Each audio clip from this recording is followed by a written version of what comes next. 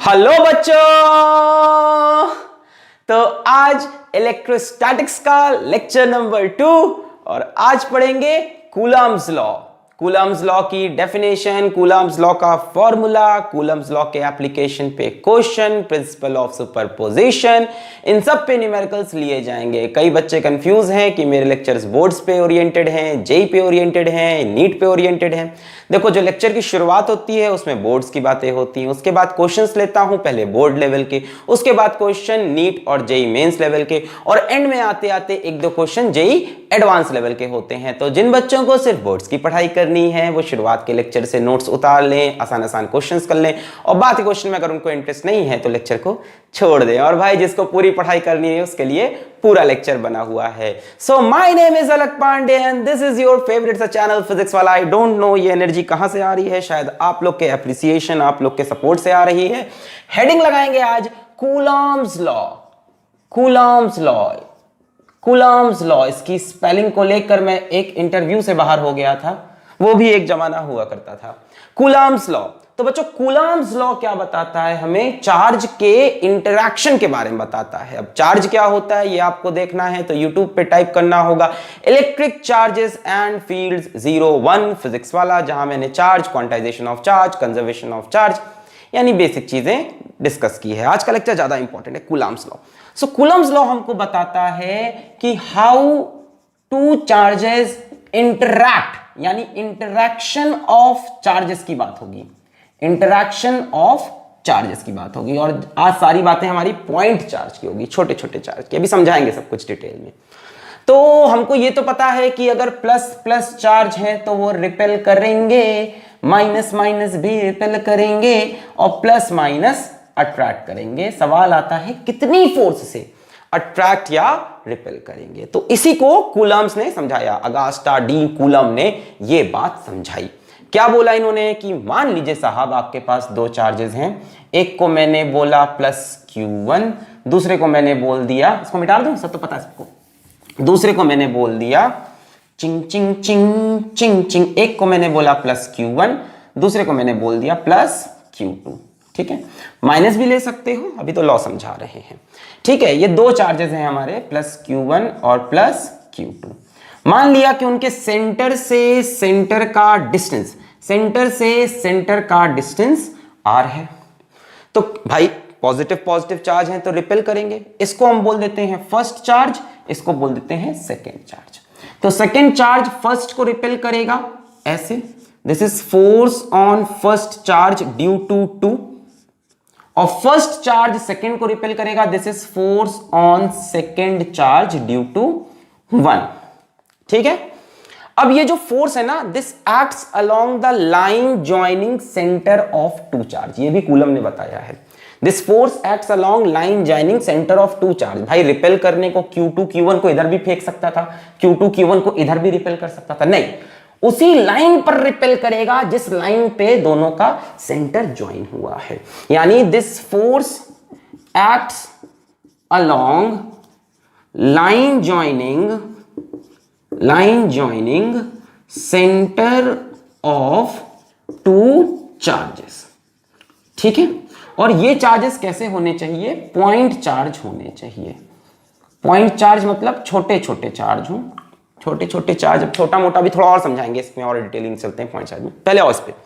तो भाई साहब कूलम्स ने हमसे बोला, कूलम्स अंकल, कूलम्स सर ने हमसे बोला कि ये जो फोर्स है, फोर्स ऑन 1 ड्यू टू 2 या फोर्स ऑन 2 ड्यू टू 1, ये बराबर होती है, ये बराबर होती है, opposite in direction but equal in magnitude. यानी force on 1 due to 2 is minus of force on 2 due to 1, opposite in direction but equal in magnitude, है ना। हम बोल सकते हैं force between these two charges is F12 is equals to F21।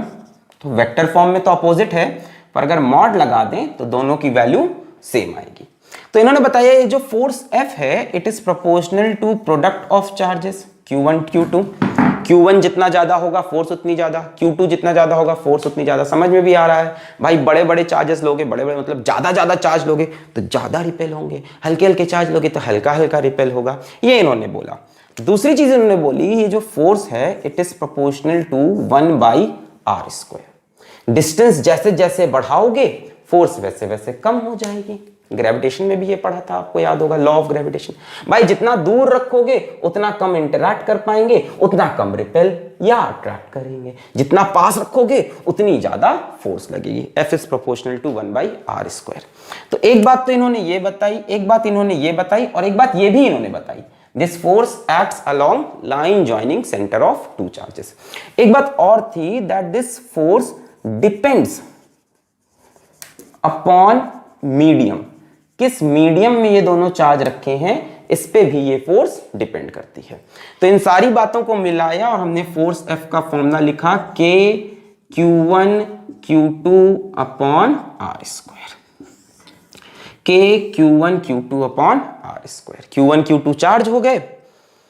अब यहां Q1 Q2 को with sign मत रखना, ठीक है, प्लस माइनस जो भी हो रख देना, है ना भाई। साइन का मतलब ही नहीं, फोर्स तो हम अपने आप डिसाइड ही कर लेंगे किधर लगेगी। अट्रैक्ट होते तो ऐसे लगती, रिपेल होते तो ऐसे लगती।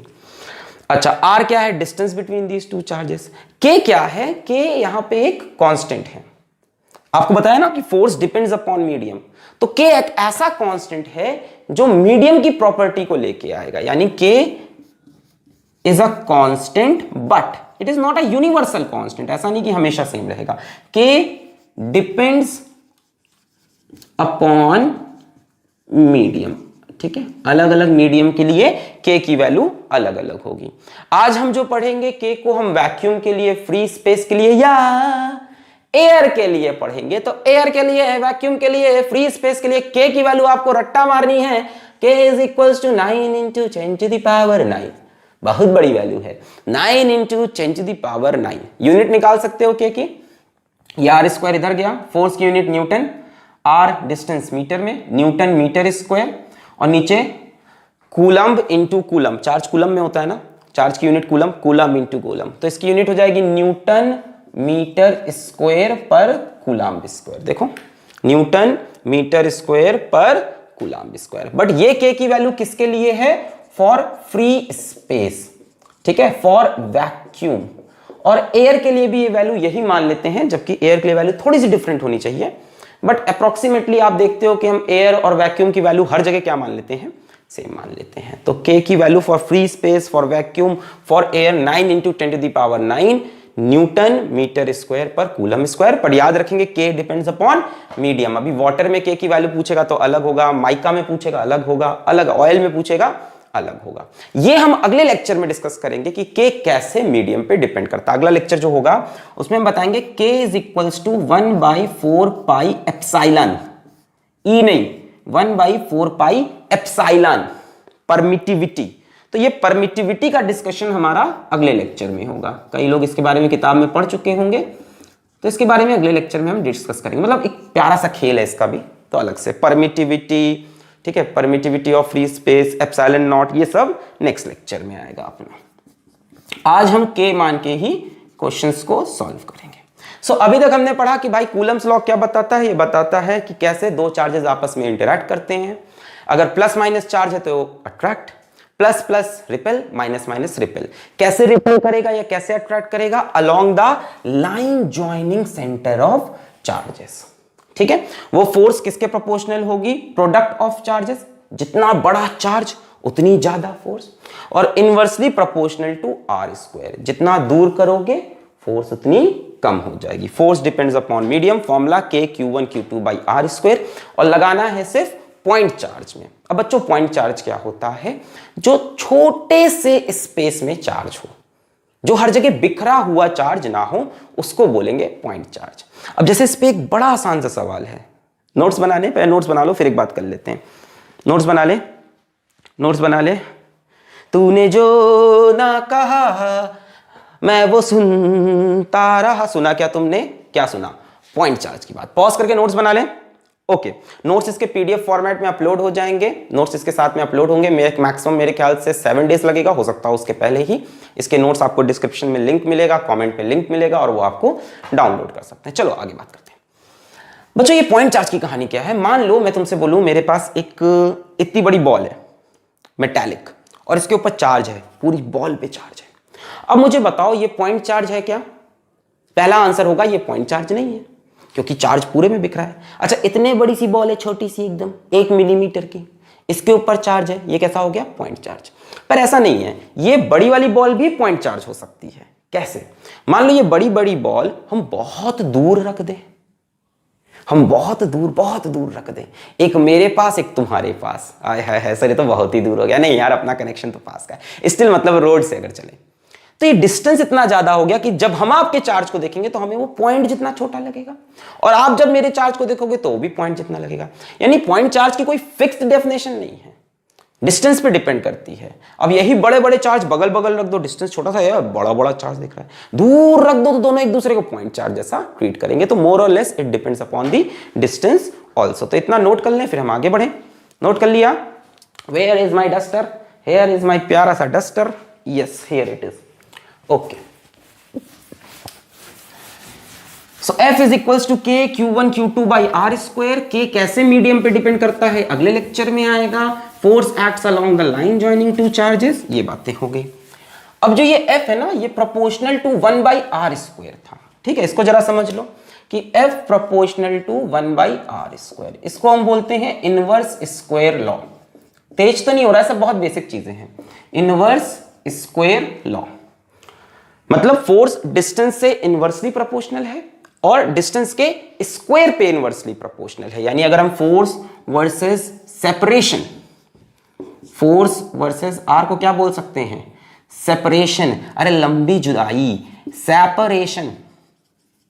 फोर्स वर्सेस सेपरेशन का ग्राफ बनाए तो कुछ ऐसा बनेगा। ऐसे जैसे जैसे डिस्टेंस बढ़ाओगे वैसे वैसे फोर्स बहुत तेजी से कम होगी, proportional to 1 by are square से। जैसे मान लो हम दो चार्जेस के बीच के डिस्टेंस को डबल कर दें, इनके बीच के डिस्टेंस को डबल। जैसे मान लो पहले डिस्टेंस 1 मीटर था, फिर 2 मीटर कर दें, तो फोर्स क्या होगी? सोचो, डिक्रीज करेगी। दूर हो गए चार्ज, फोर्स कम, भाई इंटरैक्ट ही नहीं कर पा रहे इतना। कितने गुना कम होगी? इसको जब डबल करोगे तो देखो, स्क्वायर, 2 का स्क्वायर 4, यानी फोर्स 4 गुना डिक्रीज करेगी। यानी अगर हम सेपरेशन को डबल कर दें तो जो नई फोर्स होगी वो पुरानी फोर्स का 4 गुना कम हो जाएगी, फोर्स डिक्रीज करेगी 4 गुना। अच्छा, मान लो हम सेपरेशन को हाफ कर दें, यानी मान लो पहले सेपरेशन 1 मीटर था, अब 0.5 मीटर है, पास ले आए, पास लाएंगे तो फोर्स ज्यादा हो जाएगी। कितनी ज्यादा होगी? देखो, इसको जब हाफ करोगे, हाफ मतलब 1/2, 1/2 का स्क्वायर 1/4, 4 ऊपर जाएगा, फोर्स कितने गुना बढ़ी? 4 गुना। तो F dash is equals to 4 times of F। तो ये चीजें याद रखना, कई बार एग्जाम में डायरेक्टली पूछ लेता है बोर्ड में सब सवाल कि डिस्टेंस बिटवीन 2 बॉडीज, 2 चार्जेस को हमने 3 गुना बढ़ाया, 3 गुना, तो फोर्स क्या होगी? कम होगी। कितने गुना? 9 गुना। सही ना? 3 गुना बढ़ाओगे, फोर्स उसके स्क्वायर टाइम्स में कम या स्क्वायर टाइम्स में ज्यादा होती है। इतनी बात समझ में आ गई? K Q1 Q2 by are square, मिटा दें, K Q1 Q2 by are square. अब इसमें बोर्ड का एक बड़ा ही फेवरेट टॉपिक, और एक बार जेई में भी पूछ चुका है ये, जब जेई मेंस और एडवांस नहीं होता था, सिर्फ जेई होता था, आईटी जेई, तो वेक्टर फॉर्म में पूछ लिया, ग्रेविटेशन में पूछा था शायद, ये एक ही चीज होती है सब, वेक्टर फॉर्म में कूलॉम्स लॉ, और ये बोर्ड का भी बड़ा फेवरेट टॉपिक है, Coulomb's law in vector form, है ना। इसको 5 फोर्स वेक्टर होता है तो वेक्टर फॉर्म में लिखो, डायरेक्शन वगैरह दिखे। तो मान लो मेरे पास फिर से 2 चार्जेस हैं, पहला वाला Q1, दूसरा वाला Q2। इनके बीच का जो सेपरेशन है, इनके बीच का जो सेपरेशन है उसको मैंने बोल दिया मॉड आर। मॉड आर मतलब इस बार मैंने मैग्नीट्यूड ले लिया डिस्टेंस का। बच्चों इस पे फोर्स कैसे लगेगी? ऐसे लगेगी, force on 1 due to 2, repel होगा। इस पे फोर्स कैसे लगेगी? ऐसे लगेगी, force on 2 due to 1, force on 2 due to 1, repel होगा। अब हमसे कहा इसको वेक्टर फॉर्म में लिखो। तो एक बात सुनो, हमारे पास यहां 2 वेक्टर बन सकते हैं, आर के 2 वेक्टर। एक होगा आर का ये वाला वेक्टर, एक होगा ये वाला वेक्टर। जब 1 से 2 जाते हैं तो हम बोलते हैं R2 vector minus R1 vector, जो बाद में आया माइनस इनिशियल, डिस्प्लेसमेंट होता है ना, फाइनल माइनस इनिशियल। क्या बात है, क्या बात है, क्या बात है। और जब यहां से यहां गए तो फाइनल माइनस इनिशियल, क्या बात है sir, R1 minus R2। Clear है? Final minus initial. अब मैंने कोशिश की ये वाली फोर्स निकले की, फोर्स ऑन 1 ड्यू टू 2, तो आप लिखोगे K Q1 Q2 upon mod R का स्क्वायर, मॉड R का स्क्वायर। ये तो स्केलर फॉर्म में हो गया, हमको तो वेक्टर फॉर्म में चाहिए, हमको तो वेक्टर फॉर्म में चाहिए। अब क्या करें क्या करें क्या करें यार, एक तो वेक्टर का मैग्नीट्यूड होता है, एक उसका डायरेक्शन होता है। डायरेक्शन के लिए हम क्या लेते थे, यूनिट वेक्टर, याद है? किसी भी वेक्टर का डायरेक्शन देना हो तो यूनिट वेक्टर लिख लो। तो आपको इस डायरेक्शन का एक यूनिट वेक्टर चाहिए। इस डायरेक्शन का यूनिट वेक्टर कैसे निकलेगा, इस वाले का यूनिट वेक्टर ले लो, ये भी तो इसी डायरेक्शन में है, ये वेक्टर सेम डायरेक्शन में, तो इसका यूनिट वेक्टर ले लो, ये मैग्नीट्यूड ये डायरेक्शन, यानी R1 माइनस R2 का यूनिट वेक्टर लगा दें। यूनिट वेक्टर निकालना आता है, जैसे मैं बोलूं A का यूनिट वेक्टर, तो क्या करते हैं, vector A upon mod A, यही तरीका होता है यूनिट वेक्टर निकालने का, vector A upon mod A। तो इसका यूनिट वेक्टर आप लिख सकते हो, लिखोगे K Q1 Q2 upon mod R का स्क्वायर, और यूनिट वेक्टर हो जाएगा R1 minus R2 upon R1 minus R2 का मॉड, R1 माइनस R2 का मॉड। यार ये R1 माइनस R2 का मॉड है क्या, R1 माइनस R2 का मॉड है क्या, मॉड R के बराबर। R1 माइनस R2 का मॉड मतलब इस वेक्टर का मैग्नीट्यूड, ये रहा, ये समझे नहीं? हमें ये फोर्स लिखनी थी, तो इस फोर्स की वैल्यू तो ये है और डायरेक्शन ये है।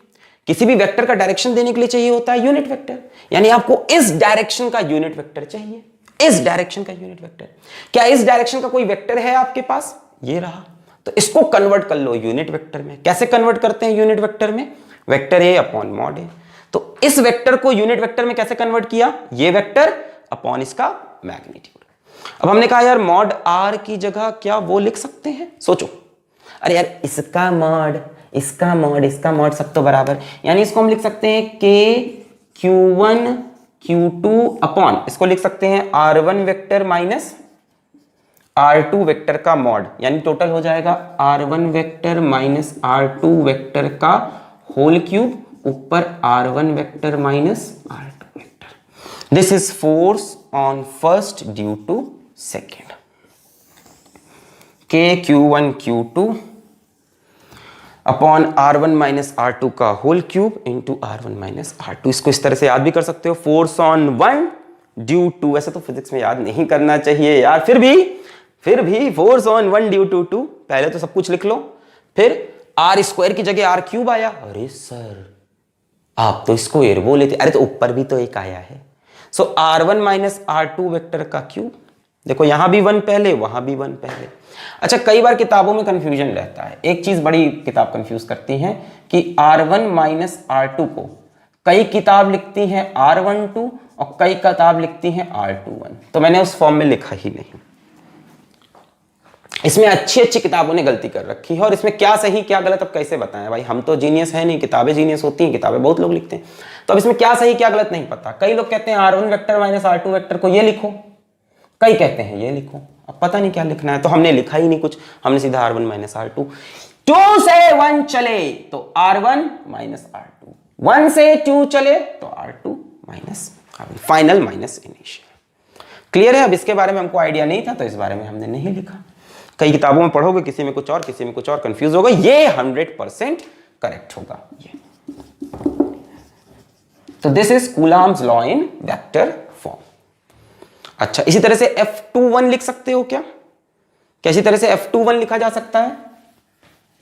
जरा F21 मुझे सीधा लिख के दिखाओ। अब F21 के Q1 Q2 नीचे R स्क्वायर की जगह अब 2 1 तो R2 माइनस R1 का whole cube into R2 vector minus R1 vector. बोलो सही है? पहले नीचे R स्क्वायर रहेगा, इस डायरेक्शन का यूनिट वेक्टर हो जाएगा इसका कैप कैसे निकलेगा? ये वेक्टर अपॉन इसका मॉड, फिर ये मॉड और स्क्वायर की जगह मैंने this should always be equal to R2 minus R vector. बोलो समझ में आ रहा है? इससे कंपेयर कर लो। 1 पे फोर्स 2 की वजह से, फोर्स ऑन 1 ड्यू टू 2, तो यहां पे R1 minus R2, force on 2 due to 1 तो R2 minus 1, R2 minus 1। Note कर लें। तो ये बोर्ड का बड़ा फेवरेट टॉपिक होता है, कई बार पूछते हैं कि कूलम्स लॉ को वेक्टर फॉर्म में लिखो, या कई बार R1 R2 की वैल्यू दे देंगे, बोलेंगे फोर्स निकाल के दिखाओ। क्लियर है? क्लियर है?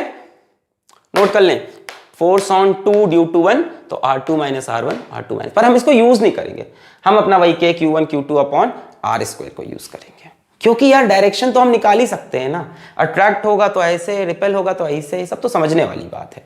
फिजिक्स पढ़नी है ना हमको, केमिस्ट्री थोड़ी ना है कि याद कर लेंगे, है बैठा दे।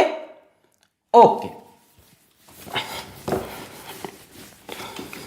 सबके नोट्स आपको पीडीएफ में अवेलेबल होंगे और साथ में इसका एक असाइनमेंट भी पीडीएफ में अवेलेबल होगा, साथ में उस असाइनमेंट का सॉल्यूशन भी पीडीएफ में अवेलेबल होगा। अच्छा, तो यहां तक बातें हुई। अब अगर याद किया जाए तो ये जो फोर्स है between two charges K Q1 Q2 upon R square, electrostatic force between two charges, ये फॉर्मूला काफी कुछ सिमिलर है gravitational force between two masses का, G m1 m2 upon R square. याद आया? Gravitational force between two masses, G एक मास m1 एक मास m2, नीचे R स्क्वायर। तो दोनों में काफी सिमिलैरिटी है। क्या क्या सिमिलैरिटी है दोनों में? What is the similarity? ये भी सवाल बोर्ड का बड़ा फेवरेट होता है कि इन दोनों लॉज में सिमिलैरिटी क्या है। तो पहली सिमिलैरिटी तो इनवर्स स्क्वायर लॉ की दिख रही है, ग्रेविटेशनल फोर्स और इलेक्ट्रोस्टैटिक फोर्स में सिमिलैरिटी। पहली तो इनवर्स स्क्वायर लॉ, दोनों ही फोर्स प्रोपोर्शनल है 1/r स्क्वायर के। और दूसरी सिमिलैरिटी क्या है? दूसरी सिमिलैरिटी ये है कि both force acts along line joining centre. अब दोनों में अलग अलग सेंटर, इसमें सेंटर ऑफ मास, इसमें सेंटर ऑफ चार्ज होता है। सेंटर ऑफ चार्ज जिसे हम नहीं पढ़ते, ऐसा कोई टॉपिक नहीं बना। अच्छा, व्हाट इज द डिफरेंस? ये इंपॉर्टेंट है, ये पूछता है व्हाट इज द डिफरेंस। बताओ, खुद से सोच के बताओ दोनों में डिफरेंस। अगर याद करो तो पहले तो सिंपल कि ये जो इलेक्ट्रोस्टैटिक फोर्स है ये कैसी हो सकती है repulsive as well as attractive. और ये जो Fg है ये कैसी होगी? Always attractive. दो मासेस एक दूसरे को हमेशा प्यार करते हैं, है कि नहीं? हमेशा चिपक जाते हैं दो मासेस एक दूसरे को, हमेशा आए हाय प्यार में हुए सर हम बर्बाद। अच्छा, दूसरा डिफरेंस अगर आप याद करो तो इस G को हम यूनिवर्सल ग्रेविटेशनल कांस्टेंट बोलते थे, यानी G मीडियम पे डिपेंड नहीं करता, यानी ये जो G है यानी ग्रेविटेशनल फोर्स इंडिपेंडेंट है मीडियम की, इंडिपेंडेंट ऑफ मीडियम। यानी दो मास के बीच की फोर्स पानी में निकालो, जमीन पे निकालो, ठीक है, खाने के बाद पेट के अंदर निकालो, किसी भी मीडियम में निकालो, फर्क नहीं पड़ेगा, independent of medium, because G is universal gravitational constant. G की वैल्यू, कांस्टेंट की वैल्यू मीडियम पे डिपेंड नहीं करती, पर यहां का कांस्टेंट हमने K बताया मीडियम पे डिपेंडेंट है, यानी जो इलेक्ट्रोस्टैटिक फोर्स है ये डिपेंड करती है मीडियम पे। वैसे तो बहुत डिफरेंस है, ठीक है, अभी आप ये दोनों लिखो। जैसे एक डिफरेंस बड़ा ही प्रोमिनेंट है कि ये फोर्स बहुत बड़ी होती है, ये फोर्स बहुत छोटी। देखो ये जो G की वैल्यू है अगर आपको याद हो तो अच्छी बात है, वरना 6.67 इंटू 10⁻⁻11 न्यूटन मीटर स्क्वायर पर kg स्क्वायर। देखो न्यूटन मीटर स्क्वायर पर kg स्क्वायर। और K की वैल्यू फॉर एयर हमने, for vacuum, for free space आज बात की, 9 इंटू 10⁻9 न्यूटन मीटर स्क्वायर पर कूलम स्क्वायर। देखो ये 10⁻9 है, वो 10⁻11। ये बहुत छोटा है, ये बहुत बड़ा है। ये वाली फोर्सेस जनरली बड़ी आती है, छोटी आती है बिटवीन एनी टू मासेस। अभी करके देख लेते हैं हम इसको, ठीक है। यानी इलेक्ट्रोस्टैटिक फोर्स काफी बड़े मैग्नीट्यूड की। चलिए सवाल लिया जाए अब K Q1 Q2 bye R square पे। चलिए पहला सवाल लें, मिटा दिया जाए इसको।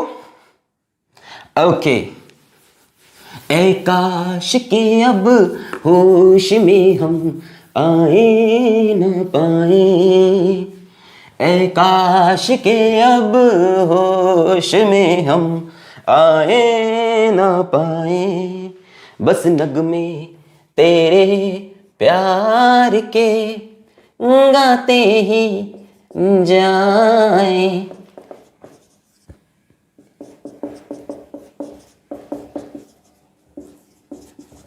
ऐ काश के अब होश में हम आए ना पाए।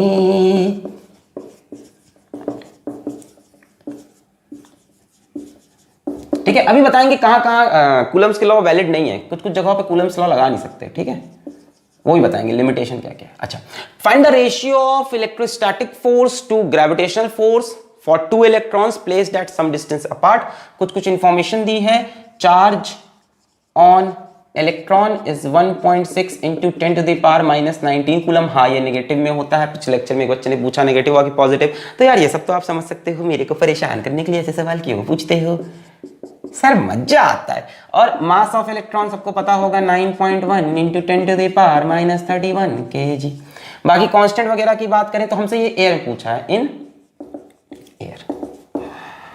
और अगर कांस्टेंट की बात करें तो के मैं बता चुका हूँ 9 into 10 to the power 9 newton metre square पर कूलम स्क्वायर। और जी की वैल्यू बता चुका हूँ 6.67 into 10 to the power -11 newton metre square पर केजी स्क्वायर। तो आपसे रेशियो पूछा है, ratio of Fe to Fg for two electrons plates that some distance apart in air. मैं आपको 4 ऑप्शन दे रहा हूँ, खुद से सॉल्व करेंगे। A B C D। Option 1 है 10 की पावर 10, 10 की पावर 20, 10 की पावर 30, 10 की पावर 40। तो अप्रॉक्सीमेटली आपको बताना है रेशियो कितना आ रहा है। चलिए ट्राई करें। कैसे करेंगे, कैसे करेंगे, कैसे करेंगे। F electrostatic will be K Q1 Q2 upon R square. F gravitational will be G M1 M2 upon R square. दोनों को डिवाइड कर देंगे, R स्क्वायर से R स्क्वायर कैंसिल हो जाएगा। कितने डिस्टेंस पे रखा उससे फर्क नहीं पड़ेगा।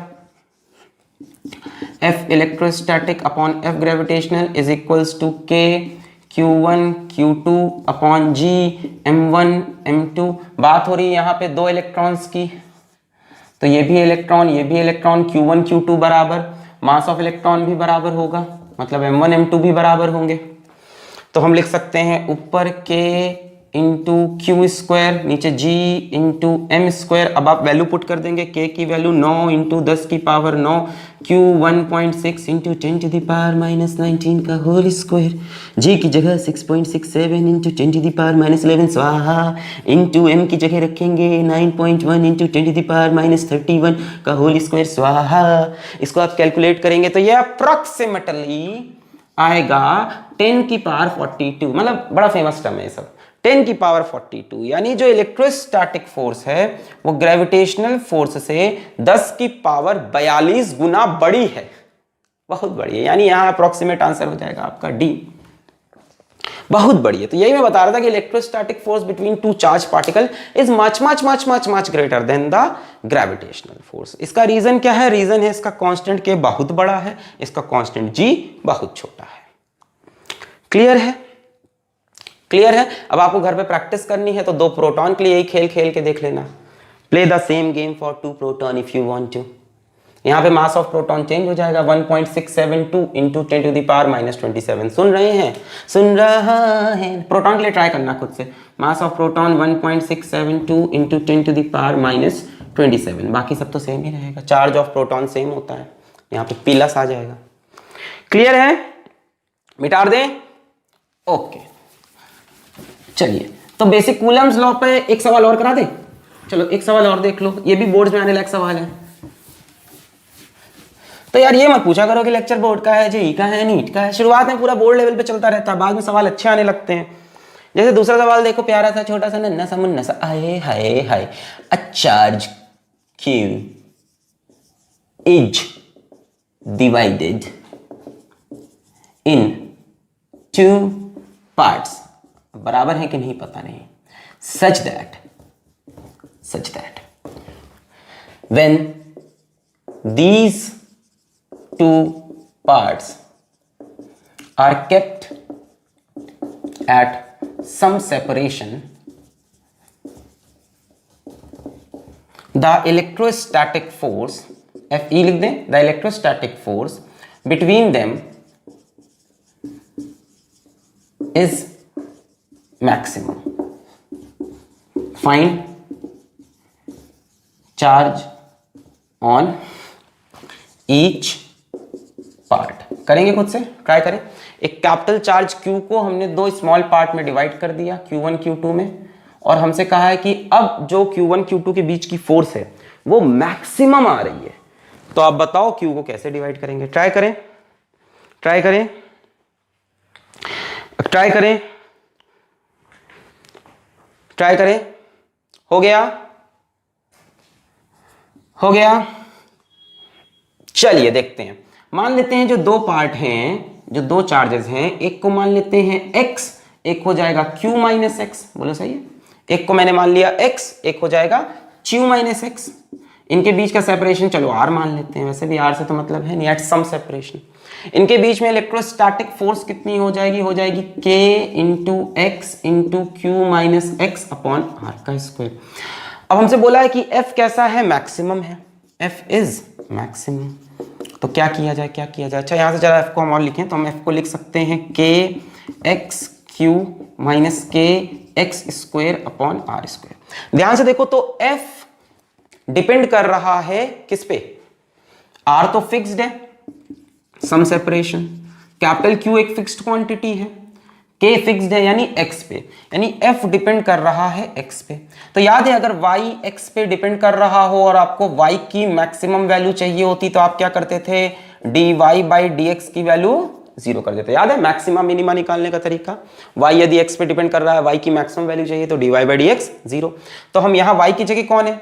फोर्स है जो x पे डिपेंड कर रहा, तो हमें करना होगा df by dx is equals to 0। बोले समझ में आया? इसको याद रखना आगे पूरे सिलेबस के लिए।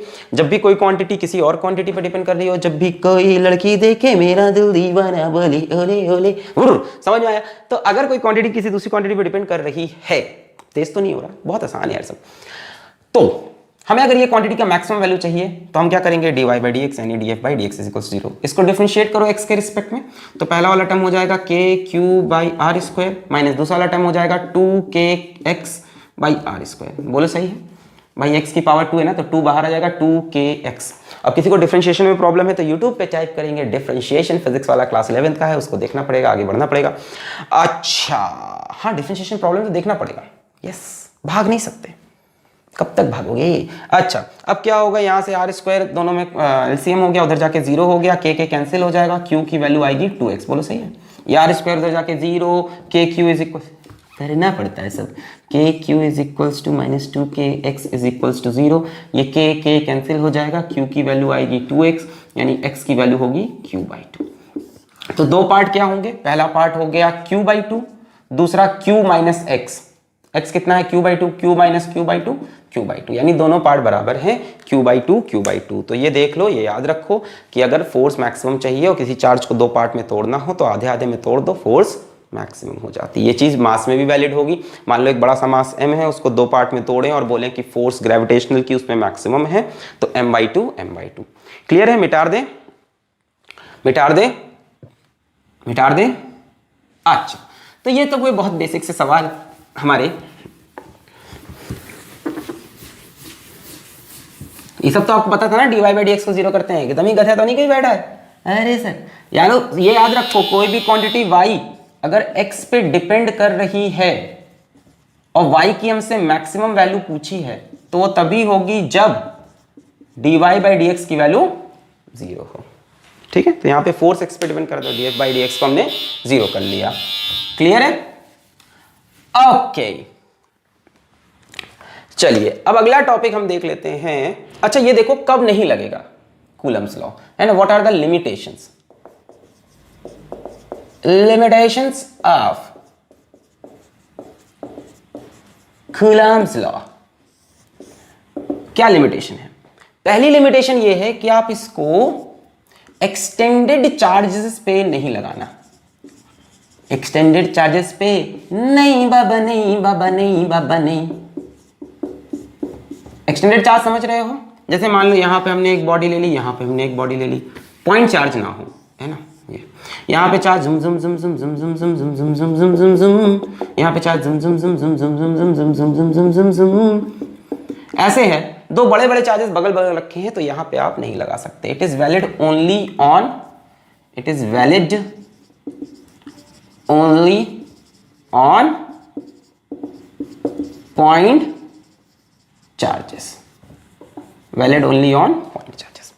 दूसरा लिमिटेशन ये है कि Coulomb's law charge at rest पे लगाया जाता है, बट इसको कई लोग गलत इंटरप्रेट करते हैं। समझो, कूलम्स लॉ कब वैलिड है? जब both charges are at rest, तब ये लॉ लगा सकते हैं। If both charges are in motion, तब आप ये लॉ नहीं लगा सकते। ठीक है, यहां तक सब सही पढ़ रहे हैं कि अगर दोनों चार्जेस Q1 Q2 स्टैटिक है, रुके हुए हैं, तब तो कूलम्स लॉ वैलिड है। दोनों चार्जेस Q1 Q2 मोशन में है, तब कूलम्स लॉ नहीं वैलिड है। पर एक चार्ज मोशन में हो और एक चार्ज रेस्ट में हो, तब क्या होगा? एक चार्ज मोशन में, एक चार्ज रेस्ट में, तब कूलम्स लॉ वैलिड है। यानी कूलम्स लॉ सिर्फ तब नहीं वैलिड है जब दोनों के दोनों चार्ज जुर्र जुर्र जुर्र चलने लगे, चाहे कांस्टेंट स्पीड से चले, चाहे वेरिएबल स्पीड से चले, चाहे एक्सेलरेशन से चले, जैसे भी, उससे मतलब नहीं है। अगर दोनों चार्ज मूव करने लगे, then Coulomb's law is not valid. एक मूव कर रहा है, एक रेस्ट पे है, वैलिड है। दोनों रेस्ट पे हैं, तब वैलिड है। और कहां लगाना है? Point charge. पॉइंट चार्ज की फीलिंग दे दी। और एक्सटेंडेड चार्जेस को अभी हम आगे पढ़ेंगे, अभी तो बहुत लंबा चलेगा ना ये पूरा यूनिट। कंटिन्यूअस चार्जेस में, तो कंटिन्यूअस चार्जेस को कैसे डील करना है? गॉस लॉ आएगा, हाय हाय हाय, इलेक्ट्रिक फील्ड आएगी, तो उन सब में इसका डिस्कशन होगा। क्लियर है? क्लियर है? मिटा दें? ओके, अच्छा, तो ये कूलम्स लॉ का बेसिक खत्म हुआ। अब क्या होता है? अब हमें एक छोटा सा पॉइंट पढ़ना है, बोर्ड का टॉपिक है वो भी, और उसके बाद न्यूमेरिकल पे न्यूमेरिकल पे न्यूमेरिकल करते जाने हैं। तो अगला टॉपिक है हमारा principle of superposition of charges. Principle of superposition of charges क्या? प्रिंसिपल ऑफ सुपरपोजिशन पढ़ लो, है ना। फोर्स में भी लगाना है, फील्ड में भी लगाना है, हर जगह लगेगा आगे। ये शायद क्लास 11 में आपने पढ़ रखा हो। सर क्लास 11 ये क्या था? अच्छा, प्रिंसिपल ऑफ सुपरपोजिशन क्या है? जैसे मान लो बच्चों, इसको मैं थोड़ा आसान से समझाता हूं। मान लो मेरे पास 3 चार्जेस हैं, Q1, Q2 और Q3। मान लो अभी Q3 नहीं आया है, सिर्फ 2 चार्ज हैं, Q1 Q2 पहले। तो मैं पूछूं what is the force on second charge, तो आप बोलोगे force on second charge is due to 1। इसकी वैल्यू निकाल लोगे K Q1 Q2 upon R square. ठीक है, अब मैं Q3 भी ले आया। ठीक है, Q3 भी आ गया, अभी तो यही कहानी थी। मान लो Q1 Q2 और अब Q3 भी आ गया। What is the force on second charge now? The force on second charge now is force on second charge due to 1 plus force on second charge due to 3। आसान है? अरे भैया 2 आ गए तो दोनों फोर्स लगाएंगे, कोई तीसरा आ जाएगा तो वो भी इस पे फोर्स लगाएगा, चौथा आएगा वो भी इस पे फोर्स लगाएगा। यानी 2 पे जो नेट फोर्स होगी वो क्या होगी? सबकी वजह से जो इस पे फोर्स लग रही है उसका वेक्टर सम कर लो। क्या कर लो? वेक्टर सम कर लो। क्या कर लो? वेक्टर सम कर लो। मान लो मेरे पास एक चार्ज Q1, एक चार्ज Q2, एक चार्ज Q3 और एक charge Qn। What is the net force on nth charge? It will be force on nth charge due to first, force on nth charge due to second, force on nth charge due to third, dash dash dash, force on nth charge due to n minus 1th charge। Clear हो गया? अरे यार, जब एक से ज्यादा charges होंगे तो सभी चार्जेस हर चार्ज पे फोर्स लगाएंगे, जुम्बा जुम्बा खेलेंगे कि नहीं खेलेंगे भाई? इस चार्ज पे ये भी फोर्स लगाएगा, इस चार्ज पे ये भी फोर्स लगाएगा, इस चार्ज पे ये भी फोर्स लगाएगा। इस पे नेट फोर्स क्या होगा? इन सारी फोर्सेस का वेक्टर सम। अब वेक्टर नहीं पढ़ा तो क्लास 11th में फिर से जाना पड़ेगा, वेक्टर का लेक्चर उठाना पड़ेगा और वेक्टर का कैलकुलेशन देखना पड़ेगा। चलो मैं दिखाऊंगा आज। क्लियर है ना? In a system of n charges, ये मैं नोट्स में लिखा है PDF में, आप चाहो तो अभी लिख लो। In a system of n charges the net force on any charge is the vector sum of the forces on that charge due to all the remaining charge. क्या बोले सर? फिर से। In a system of n charges the net force on any one charge is the vector sum of the forces due to all remaining charges on this charge, जिस charge पे। समझ में आ गई ना बात? हाँ, लिख लोगे बोर्ड की डेफिनेशन? लिख दें हम कहीं? हाँ सर इस बार बोर्ड है, प्लीज प्लीज सर इस बार डेफिनेशन लिखो, गायब नहीं करो। देखो, in a system of n charges the total electrostatic force on any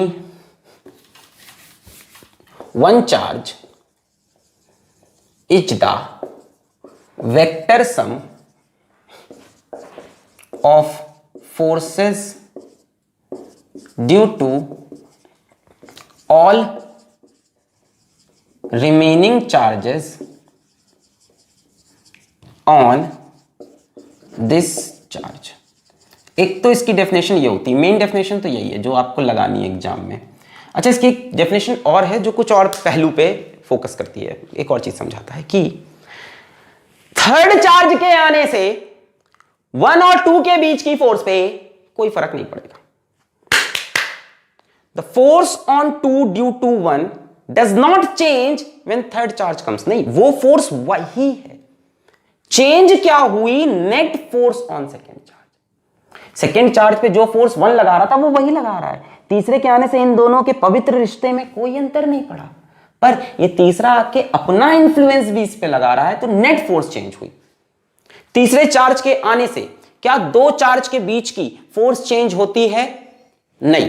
तीसरे चार्ज के आने से क्या net force on any one charge change होती है? यस, ये भी ये बोलता है ना, the force between any 2 charges is unaffected by the presence of any third charge. इनके बीच की फोर्स चेंज नहीं हुई, हां, पर इस पे लगने वाली नेट फोर्स चेंज हो गई। Force on 2 due to 1 is same, but the net force on second charge is changed. बढ़ेगी जरूरी नहीं है, घट भी सकती है। तो वेक्टर की कहानी है, भी देखो समझ में आएगा कैसे घट भी सकती है। मिटा दें प्रिंसिपल ऑफ सुपरपोजिशन।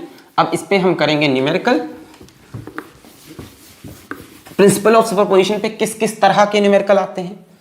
चलो, टाइप 1 सबसे पहले आता है polygon type numericals. Polygon type numericals, ठीक है। किस पे? प्रिंसिपल ऑफ, मतलब पॉलीगन मतलब ट्रायंगल दे दिया, स्क्वायर दे दिया, रेक्टेंगल दे दिया, वगैरह वगैरह वगैरह वगैरह। चलो ट्रायंगल लेते हैं। मान लो यहां मेरे पास एक ट्रायंगल है, यहां मैंने एक चार्ज रखा +q, यहां रखा +q, यहां भी रखा +q, all are point charges. अब आज के लेक्चर में बोलूंगा नहीं, जितने भी चार्जेस होंगे वो पॉइंट चार्ज होंगे, छोटे छोटे। और ये इक्विलैटरल ट्रायंगल मान लो, साइड ए, साइड्स का नाम दे दे, वर्टेक्स का नाम दे दूं। इस वर्टेक्स को मैंने बोला a, इस वर्टेक्स को मैंने बोला b, इस वर्टेक्स को मैंने बोला c।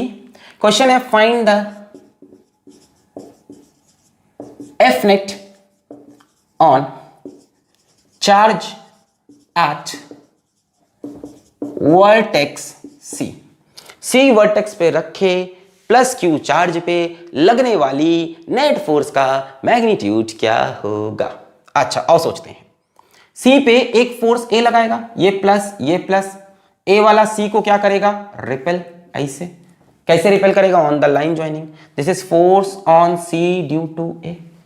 C वाले पे एक फोर्स B लगाएगा, क्या करेगा? ये प्लस रिपेल।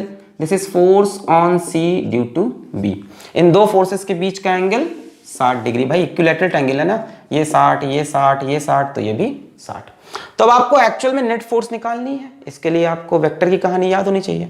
खैर समझते हैं इसको, पहले निकालते हैं force on C due to B। Force on C due to B, बोलो K Q1 Q2 दोनों Q हैं अपॉन R²। ये R हुआ इनके बीच का, Q1 Q2 QQ हो गया। अच्छा, force on C due to A, देखो force on C due to A, K Q upon same आ रही है, यानी KQ² अपॉन A²। बोलो सही है? इन दोनों के बीच की force K Q1 Q2 by A², इसकी भी सेम। ये फोर्स ऐसे लगी, ये स्क्वायर से रिपेल किया अलोंग द लाइन ज्वाइनिंग, यानी दोनों फोर्सेस सेम है। थोड़ी देर के लिए इन दोनों फोर्सेस को हम इक्वल टू F ले लेते हैं। तो एक्चुअल में यहाँ पे दो फोर्सेस लग रही हैं, F और F। There are two forces acting over here, F and F और इनके बीच में एंगल है 60 डिग्री। रिजल्टेंट पूछा है। जब इक्वल फोर्सेस होती हैं तो रिजल्टेंट कहां से जाता है? एकदम बीच से। ये दोनों फोर्स हैं, ये इधर भगा रही है इधर, तो ओवरऑल ये चार्ज किधर भागना चाहेगा? ऐसे। भैया फोर्स लगी है तो चलेगा कि नहीं? एक फोर्स इधर एक इधर, दोनों के एक्शन में ये इधर भागना चाहेगा। मतलब ऐसे कुछ नेट फोर्स आएगी। अगर बराबर होती है ना तो रिजल्टेंट बीच से आता है, यानी 30 डिग्री पे। अब बात आती है रिजल्टेंट निकलेगा कितना, कैसे? तो आपने पढ़ा होगा वेक्टर जोड़ने का तरीका, under root a square plus b square plus 2ab cos theta, पढ़ा है? रिजल्टेंट कैसे निकलता है? A square plus b square plus 2ab cos theta, इनके बीच का एंगल, ये नहीं रख देना, इसको भूल जा अभी थोड़ी देर के लिए। सुनहरा सा क्लास 11th में छोड़ के आया। तो a square b square 2ab cos theta, अब यहां से हो जाएगा अंडर रूट एफ स्क्वायर और ये भी cos 60 इज, बहुत ही गधे लोग आ गए हैं लेक्चर में, cos 60 भी नहीं पता है क्या कर रहे हैं। cos 60 इज 1/2, 2 से 2 cancel, F square root 3f square, तो बाहर कितना आएगा इसमें से? f बाहर आ जाएगा, तो f root 3 is the answer. और नेट फोर्स कहां से आएगी? अगर दोनों फोर्स बराबर है तो नेट फोर्स उसके बीच से जाती है, मतलब यहां से 30 डिग्री पे, यानी इस पे टोटल फोर्स जो लगेगी वो ऐसे लगेगी। यहां से कितने एंगल पे? 30 डिग्री पे। उसकी वैल्यू कितनी है? रूट 3f, और f की वैल्यू वो है।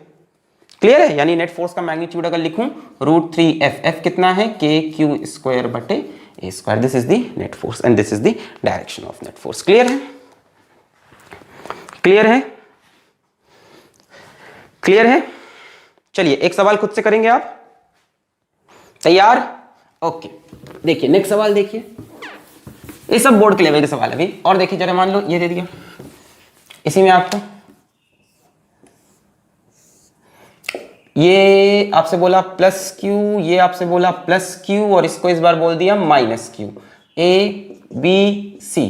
इस बार पूछ लिया what is the net force on charge at a. चलो बताओ, net force on charge at a, बताओ, खुद से सोचो, अब निकालो, पॉज करके खुद से सवाल करना पड़ेगा। अब तो जेल जाना पड़ेगा, जेल की चक्की पीसनी पड़ेगी, जेल का आटा खाना पड़ेगा। खेला है game dog dog dog dog dog dog. अच्छा, तो क्या होगा भाई साहब, इसको ये, अच्छा ये भी इक्विलैटरल ट्रायंगल है, बुरा मत मानो, ये इक्विलैटरल ट्रायंगल है। माइनस क्यू को ये अपनी तरफ खींचेगा प्लस माइनस में, this is force on A due to c, और माइनस क्यू को ये भी खींचेगा along the line joining, force on A due to b. इन दोनों फोर्स के बीच का angle 60 degree. Force on A due to c कितना होगा? Force on A due to c, K charges Q Q, यानी Q square upon A square, और force on A due to B same आएगी, K Q square upon A square. So this is also the force on A due to B. Yes or no? A पे due to B भी यही होगी, के Q square upon A square. Same force है तो दोनों को मैं इक्वल टू क्या ले लूं? F। अब जो लोग मुझसे 11 से पढ़ते आ रहे हैं उनका फ्लो अच्छा बना होगा, जो लोग नए नए आए हैं वो सोच रहे होंगे क्या हो रहा है यार, ये क्या है वेक्टर सम, मेरे को पूरा पढ़ा। तो बेटा तुमने 11 छोड़ा, इसीलिए मैं लाया हूं वन शॉर्ट सीरीज। ऐसे बच्चे हैं जो 11 का टॉपिक्स छोड़ चुके हैं और बहुत परेशान हैं, वो वन शॉर्ट सीरीज पे ध्यान दें। जैसे यहाँ जो बातें आपकी फंस रही हैं वो वेक्टर से फंस रही हैं, और वेक्टर पे वन शॉर्ट सीरीज में कर चुका हूं, तो उसको आप देख सकते हैं, वन शॉर्ट वेक्टर फिजिक्स वाला है। वापस तो इस पे फोर्स ड्यू टू दिस के Q square by A square, इस पे फोर्स ड्यू टू दिस के Q square by A square, दोनों बराबर एफ एफ। तो दो फोर्सेस हैं एफ और एफ, कितने एंगल पे हैं? 60 डिग्री। अभी यही तो किया था, रिजल्टेंट बीच से निकलेगा। एफ नेट कितना आया था? रूट 3f, एफ कितना है? K Q square by A square, कितने एंगल पे आएगा? 30 डिग्री पे आएगा। बोलो समझ में आ गया? क्लियर है? तो इस तरह के सवाल आप पॉलीगन में वगैरह में कर सकते हैं। और कराया जाए ऐसे सवाल, हलवा कराया जाए, मिटा रहे इसको। ओके, मान लो अपने से कहता है कि यहां पे एक स्क्वायर है, बड़ा बने। ओके, मान लो अपने से कहता है यहां पे एक स्क्वायर है, स्क्वायर की साइड ए ए ए ए है, यहाँ पे एक चार्ज प्लस क्यू, यहाँ पे एक चार्ज प्लस क्यू, यहाँ पे एक चार्ज प्लस क्यू, यहाँ पे एक चार्ज माइनस क्यू। मान लो ऐसा सवाल दे दिया, हमसे बोला जो इसकी साइड है वो है ए बी सी डी। हमसे पूछा find F net on charge at C. Try करें खुद से पॉज करके, मैं अपने मार्कर को इंक पिला दूं तब तक ट्राई करें खुद से। क्या आया, क्या आया, ट्राई करें। प्रिंसिपल ऑफ सुपरपोजिशन लगाना है, इस पे बाकी चार्जेस की वजह से फोर्स निकलेगी, सबका वेक्टर सम करना पड़ेगा। यही तो है ना प्रिंसिपल ऑफ सुपरपोजिशन। अरे यही तो है कि इस पे नेट फोर्स निकालनी है तो सारे चार्जेस की वजह से फोर्स निकाल के वेक्टर सम। तो देखो सी को एक तो बी अपनी तरफ खींचेगा, force on C due to B, ऐसे लिख लें इस बार एफ बी। सी को डी अपनी तरफ खींचेगा, force on C due to D, इसको एफ डी लिख लें। और सी को ए भी अपनी तरफ खींचेगा, सब प्लस है सब खींचेंगे इसको, this is force on C due to A, F A. तीन फोर्सेस लग रही हैं इस बार, ये और ये। अच्छा चलो देखते हैं कितनी कितनी है। Force on C due to B के, ये वाली force K Q square by A square, यही होगी force on C due to D. ध्यान से देखो, force on C due to D भी यही होगी, के क्यू। मैं बोला ना कई लोग परेशान, माइनस प्लस मत सोचो यार, डायरेक्शन तो हमने अपने आप ही सोच लिया है। तुम फॉर्मूले में माइनस प्लस मत सोचो, डायरेक्शन तो मैंने अपने क्या माइनस रखेंगे, नहीं। Q1 Q2 को विद साइन रखने की जरूरत नहीं है। Q1 Q2 को विद साइन सिर्फ और सिर्फ पोटेंशियल एनर्जी के फॉर्मूले में रखना। बताते चल रहे हैं आगे से, जब पोटेंशियल एनर्जी का टर्म्स आए तब Q1 Q2 विद साइन जाएंगे, यहां पे विद साइन जाने की जरूरत नहीं। फोर्स हो फील्ड हो इन सब में विद साइन की जरूरत नहीं है। तो क्योंकि हमको पता चल गया इसी तरफ है तो फोर्स का डायरेक्शन पहले से बताया, तो हमने बस मैग्नीट्यूड रखा, Q Q by A square, Q Q by A square. F A थोड़ी अलग आएगी, यानी force on C due to A will be K Q Q square, है ना, मतलब क्यू इंटू क्यू। और ये डिस्टेंस कितना होगा बच्चों, इस बार तो ये डिस्टेंस है ना, आर ये हो गया इनके बीच का डिस्टेंस, ये कितना हो गया आर, डायगनल, डायगनल की वैल्यू कितनी होती है ए रूट टू, तो ये हो जाएगा ए रूट टू का होल स्क्वायर। ये हो जाएगा ना, इनके बीच का डिस्टेंस ये डायगनल कितना हो गया A root two, A root two, A root two का whole square. So this will come out to B K Q square A root two का स्क्वायर टू ए स्क्वायर। बोला सही है। तो अब इस पे सी पे लगने वाली तीन फोर्सेस हैं, एक इस तरफ फोर्स ड्यू टू डी, एक इस तरफ फोर्स ड्यू टू बी, और एक ए वाली, उसको जरा छोड़ दो। अगर डी और बी वाली को फोर्सेस देखो तो दोनों सेम है, K Q square by A square, these both forces are same. पहले इन दोनों का और रिजल्टेंट निकाल लेते हैं। भाई तीन फोर्सेस जोड़नी है, ये तीन फोर्सेस जोड़ने का एक तरीका ये है कि पहले इन दोनों का रिजल्टेंट निकाल लो, पहले इन दोनों का आंसर निकाल लो, उसको फिर इसमें देखा जाएगा, जोड़ा ओढ़ा जाएगा, देखते हैं क्या होता है। पहले इन दोनों का आंसर निकालते हैं। तो ये दो फोर्सेस कितने पे लगी हैं, 90 डिग्री पे, तो इनका रिजल्टेंट कितना आएगा, एफ रिजल्टेंट कितना आएगा, अंडर रूट ए स्क्वायर, मतलब पहली वाली फोर्स का स्क्वायर दूसरी वाली फोर्स का square plus 2ab cos theta. बताओ, हाँ तो क्या बोला था मैं, हाँ इन दोनों फोर्स की वैल्यू क्या है, सेम है ना, दोनों को एफ एफ ले लूं। अच्छा तो a square plus b square plus 2ab, इन फोर्सेस के बीच में एंगल कितना है 90 डिग्री, cos 90, cos 90 की वैल्यू कितनी होती है 0, तो ये हो जाएगा under root F square plus F square 2f square, यानी बाहर आएगा f रूट 2, f रूट 2, तो इन दोनों का रिजल्टेंट हो जाएगा f रूट 2। अच्छा ये दोनों फोर्सेस बराबर हैं, यानी रिजल्टेंट एकदम बीच से निकलेगा, ऐसे एकदम मिडवे, f रूट 2 कितने एंगल पे 45 डिग्री पे है। तो इन दोनों का रिजल्टेंट क्या आ गया f रूट 2, f की वैल्यू हमें पता है बाद में रखी जाएगी। अब जरा ध्यान से देखो, जो इन दोनों का रिजल्टेंट है वो इसी की लाइन में तो आया, एफ सी पे यानी सी पे लगने वाली अगर नेट फोर्स की बात करें तो वो होगी force due to b, force due to d and force due to a. यही तो है प्रिंसिपल ऑफ सुपरपोजिशन कि सभी की वजह से जो फोर्स लग रही है वो जोड़ दें इसमें हम, है कि नहीं है। तो आपने इसका और इसका रिजल्टेंट तो निकाल लिया, कितना आ रहा F root 2 plus F A, और ध्यान से देखो तो एफ ए और इन दोनों का रिजल्टेंट एफ रूट 2 का डायरेक्शन भी सेम है। जब डायरेक्शन सेम है तो फोर्स को आप सीधा सीधा ऐड कर सकते हो, भाई दो वेक्टर का डायरेक्शन सेम है तो सीधा सीधा जोड़ दो, यानी आंसर हो जाएगा F√2 प्लस FA। FA कितना है, ये force on C due to A, KQ² upon 2A²। और F की वैल्यू कितनी है, KQ²/A², KQ²/A²। यहाँ से KQ²/A² कॉमन हो गया, अंदर बचेगा √2 + 1/2 and that is the answer. And finally the force will be towards A। Final answer KQ²/A² √2 + 1/2। कई किताब में 2 को एलसीएम ले लेगा, 2 √2 + 1/2 लिखेगा, वो भी सही है। कई किताब में क्या करता है, 2 को एलसीएम ले लेता है, 2 को यहां लिख लेता है, 2 √2 + 1 लिखता है। कई लोग इसमें भी जा रहते हैं और उसके बाद लड़ भी जाते हैं टीचर से कि आपने ये बात नहीं बताई हमको, ये बात भी हमको बतानी चाहिए। रोने लगते हैं लोग क्लास में, हे सर आपने ऐसा नहीं बताया, आपको मेरी परवाह नहीं, you don't care for me. Okay clear. तुम भी ऐसा तो नहीं करते, दिल ही दिल में करते हो, मुंह पे कैसे बोले। अच्छा तो ये हो गई net force, it is directed towards A। मिटार दें, मिटार दें, ओके।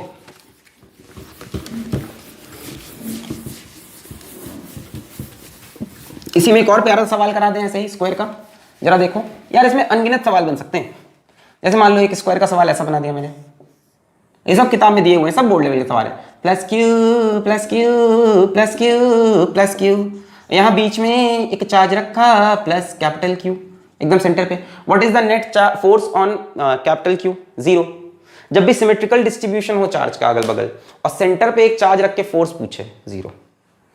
टेंशन नहीं, बहुत आसान है। देखो ये वाला इस पे ऐसे फोर्स लगाएगा, ये वाला इस पे ऐसे फोर्स लगाएगा, दोनों बराबर फोर्स होंगी, काहे, डिस्टेंस बराबर, चार्जेस बराबर।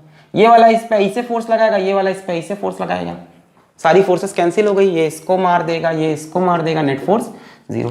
कभी भी सिमेट्रिकल चार्ज डिस्ट्रीब्यूशन हो और उसके बीच में कोई चार्ज रख के टोटल फोर्स पूछे, उसके ऊपर 0 नहीं समझ में आया। जैसे मान लो इसको बोले A, इसको बोले B, इसको बोले C, इसको बोले D, A और यहां पे हमसे बोल दिया मान लो प्लस चार्ज Q रखा है, पूछा इसके ऊपर नेट फोर्स क्या होगी।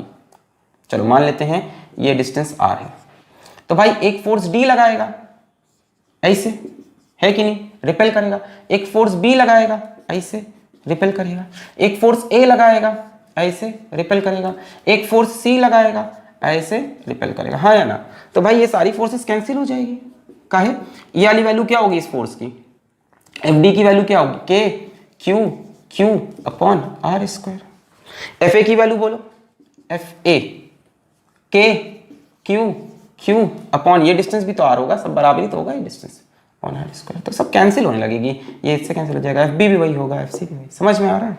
तो कभी भी सिमेट्रिकल चार्ज, कैसा भी सिमेट्रिकल चार्ज, मान लो ऐसे, यही सवाल मान लो ऐसे पूछा जाता, +Q और यहाँ इसके सेंटर में मान लो रख दे -Q, पूछे सेंटर वाले चार्ज पे फोर्स कितनी, 0।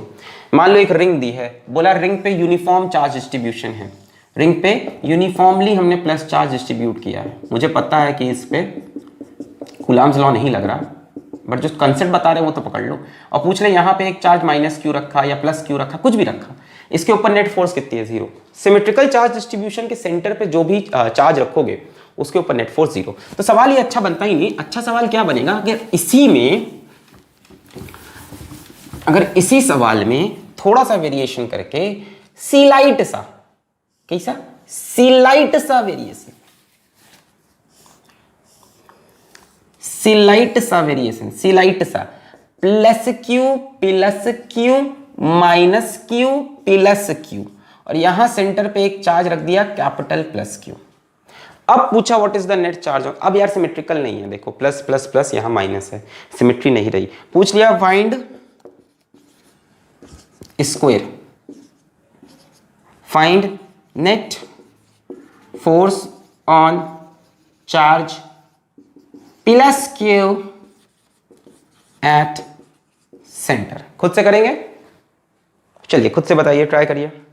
What will be the net force. मैं आपको 4 ऑप्शन देता हूं ये वाला, चलो खुद से ट्राई करो। A B C D। Option number 1 KQ upon A²। Option 2 KQ upon A²। Option C 8KQ upon A²। Option D 4KQ upon A²। कुछ छूट तो नहीं रहा, हाँ। के क्यू क्यू अपॉन स्क्वायर। चलो खुद से ट्राई करो। हमने घर छोड़ा है, रिश्तों को तोड़ा है। आप सब ने अपना घर छोड़ा, आप सब ने अपना प्यार छोड़ा, आप सब ने अपनी दोस्ती छोड़ी, मेहनत की कुछ अचीव करने के लिए, और उसके लिए चाहिए होगी कंसिस्टेंसी। हर दिन उस लोहे पे ऐसे ऐसे मारते रहो मारते रहो मारते रहो, गिव अप नहीं करो, चलते रहो चलते रहो करते रहो करते रहो। चलो आ जाओ भाई, हो गया सवाल। क्या मैं नाम दे दूं इसका? ए और बी और सी और डी। चलो मैं करने जा रहा। चलो ये दोनों पॉजिटिव पॉजिटिव, यानी ए वाला फोर्स ऐसे लगाएगा, ये पॉजिटिव पॉजिटिव बी वाला फोर्स ऐसे लगाएगा, ये पॉजिटिव पॉजिटिव ये भी रिपेल करके फोर्स ऐसे लगाएगा, ये नेगेटिव ये पॉजिटिव यानी ये रिपेल अट्रैक्ट करेगा। बोलो समझे? मार्कर और मार्कर का ढक्कन गिरे बिना लेक्चर कंप्लीट नहीं होता। ए वाले ने इसको रिपेल किया, बी वाले ने रिपेल किया, डी वाले ने डी वाले ने रिपेल किया और सी वाले ने अट्रैक्ट किया। सो फाइनली हम यहां बना सकते हैं this is force due to d, this is force due to b, this is force due to a, and along the same line is the force due to c. C ने attract किया, ए ने repel किया, तो ये दोनों add होंगे और ये दोनों कैंसिल हो जाएंगे। भाई सेम आएगी कि नहीं फोर्सेस? जरा चेक कर लो। इस डिस्टेंस को आर मान लेते हैं। चलो ये भी आर, ये भी आर, ये भी आर। आर कितना हो जाएगा? R is half of diagonal. R is, भाई ये डायगोनल है उसका हाफ, हाफ कितना हो जाएगा? ए रूट टू डायगोनल होता है डिवाइड बाई टू, तो ये कितना हो गया? नीचे टू को लिख सकते हो रूट टू, एक root two cancel, A by root two. समझ में आ रहा है? ये ए बाई रूट टू, ये a by root two, a by root two, a by root two, R की वैल्यू। चलो अगर हम बात करें सभी फोर्सेस की, एफ बी की मैं बात करूं तो एफ बी पे आपका अकाउंट होगा के force due to B K Q Q upon are square. भाई ये आर, यही मेरे ख्याल से एफ डी की वैल्यू होगी, यही मेरे ख्याल से एफ ए की वैल्यू होगी, यही मेरे ख्याल से एफ सी की वैल्यू होगी। सभी तो सेम है। अरे भाई इसकी वजह से force K Q Q upon are square, K Q Q upon are square, K Q Q upon are square. अब माइनस प्लस मत देखो, माइनस की वजह से तो बस डायरेक्शन चेंज हुआ, यानी ये फोर्स इक्वल अपोजिट कैंसिल हो गई और ये दोनों ऐड हो जाएंगी, एफ और एफ, यानी जो नेट फोर्स होगा वो हो जाएगा F C plus F A, और दोनों बराबर हैं तो एफ और एफ लिख के 2f लिख दें। इन सबको मैं बोल दूं इक्वल टू एफ। बोलो समझ में आ रही है कुछ बात? K Q Q upon are square, K Q Q upon, सब बराबर है। मैंने कहा ये कैंसिल हो गया, दोनों सेम डायरेक्शन में, तो एक एफ एफ ऐड होके 2f, सो 2 इंटू एफ की value K Q Q upon are square. ये कितना है? K Q Q by are square, K Q Q by are square, दोनों ऐड हो गया, K Q by are square. R की value रख दो, सवाल खत्म। के क्यू क्यू, आर की वैल्यू है a by root two, a by root two का होल स्क्वायर, रूट टू का स्क्वायर होएगा 2, 2 ऊपर जाके बन जाएगा 4, 1 2 का 4, 4 2 का 1, 4 के क्यू बाई स्क्वायर। ये आएगा। बोलो सही। डायरेक्शन क्या होगा? Direction will be towards c along the line joining a c. चार ऑप्शन में इसमें भी कंफ्यूज कर सकता है, towards c along the line joining a c. तो इस तरह से आप बहुत सवाल बना सकते हो जिसमें डायग्राम का यूज और वेक्टर का यूज है ना, एडिशन वगैरह का यूज आपको करना पड़े। क्लियर है? कोई कंफ्यूजन तो नहीं है? इसने रिपेल किया, इसने रिपेल किया, इसने रिपेल किया, इसने अट्रैक्ट किया, ये दोनों फोर्स इक्वल अपोजिट कैंसिल, ये दोनों सेम डायरेक्शन में बराबर हैं, एफ एफ मिलके 2f, एफ की वैल्यू वो निकाली K Q Q by are square, R की वैल्यू क्या है? डायगोनल का आधा, diagonal A root two by two, two को रूट टू से cancel, A by root two. मिटा दे। ओके, तो ये पॉलीगन टाइप के न्यूमेरिकल्स होते हैं जो आपको एग्जाम में मिलते हैं। ठीक है,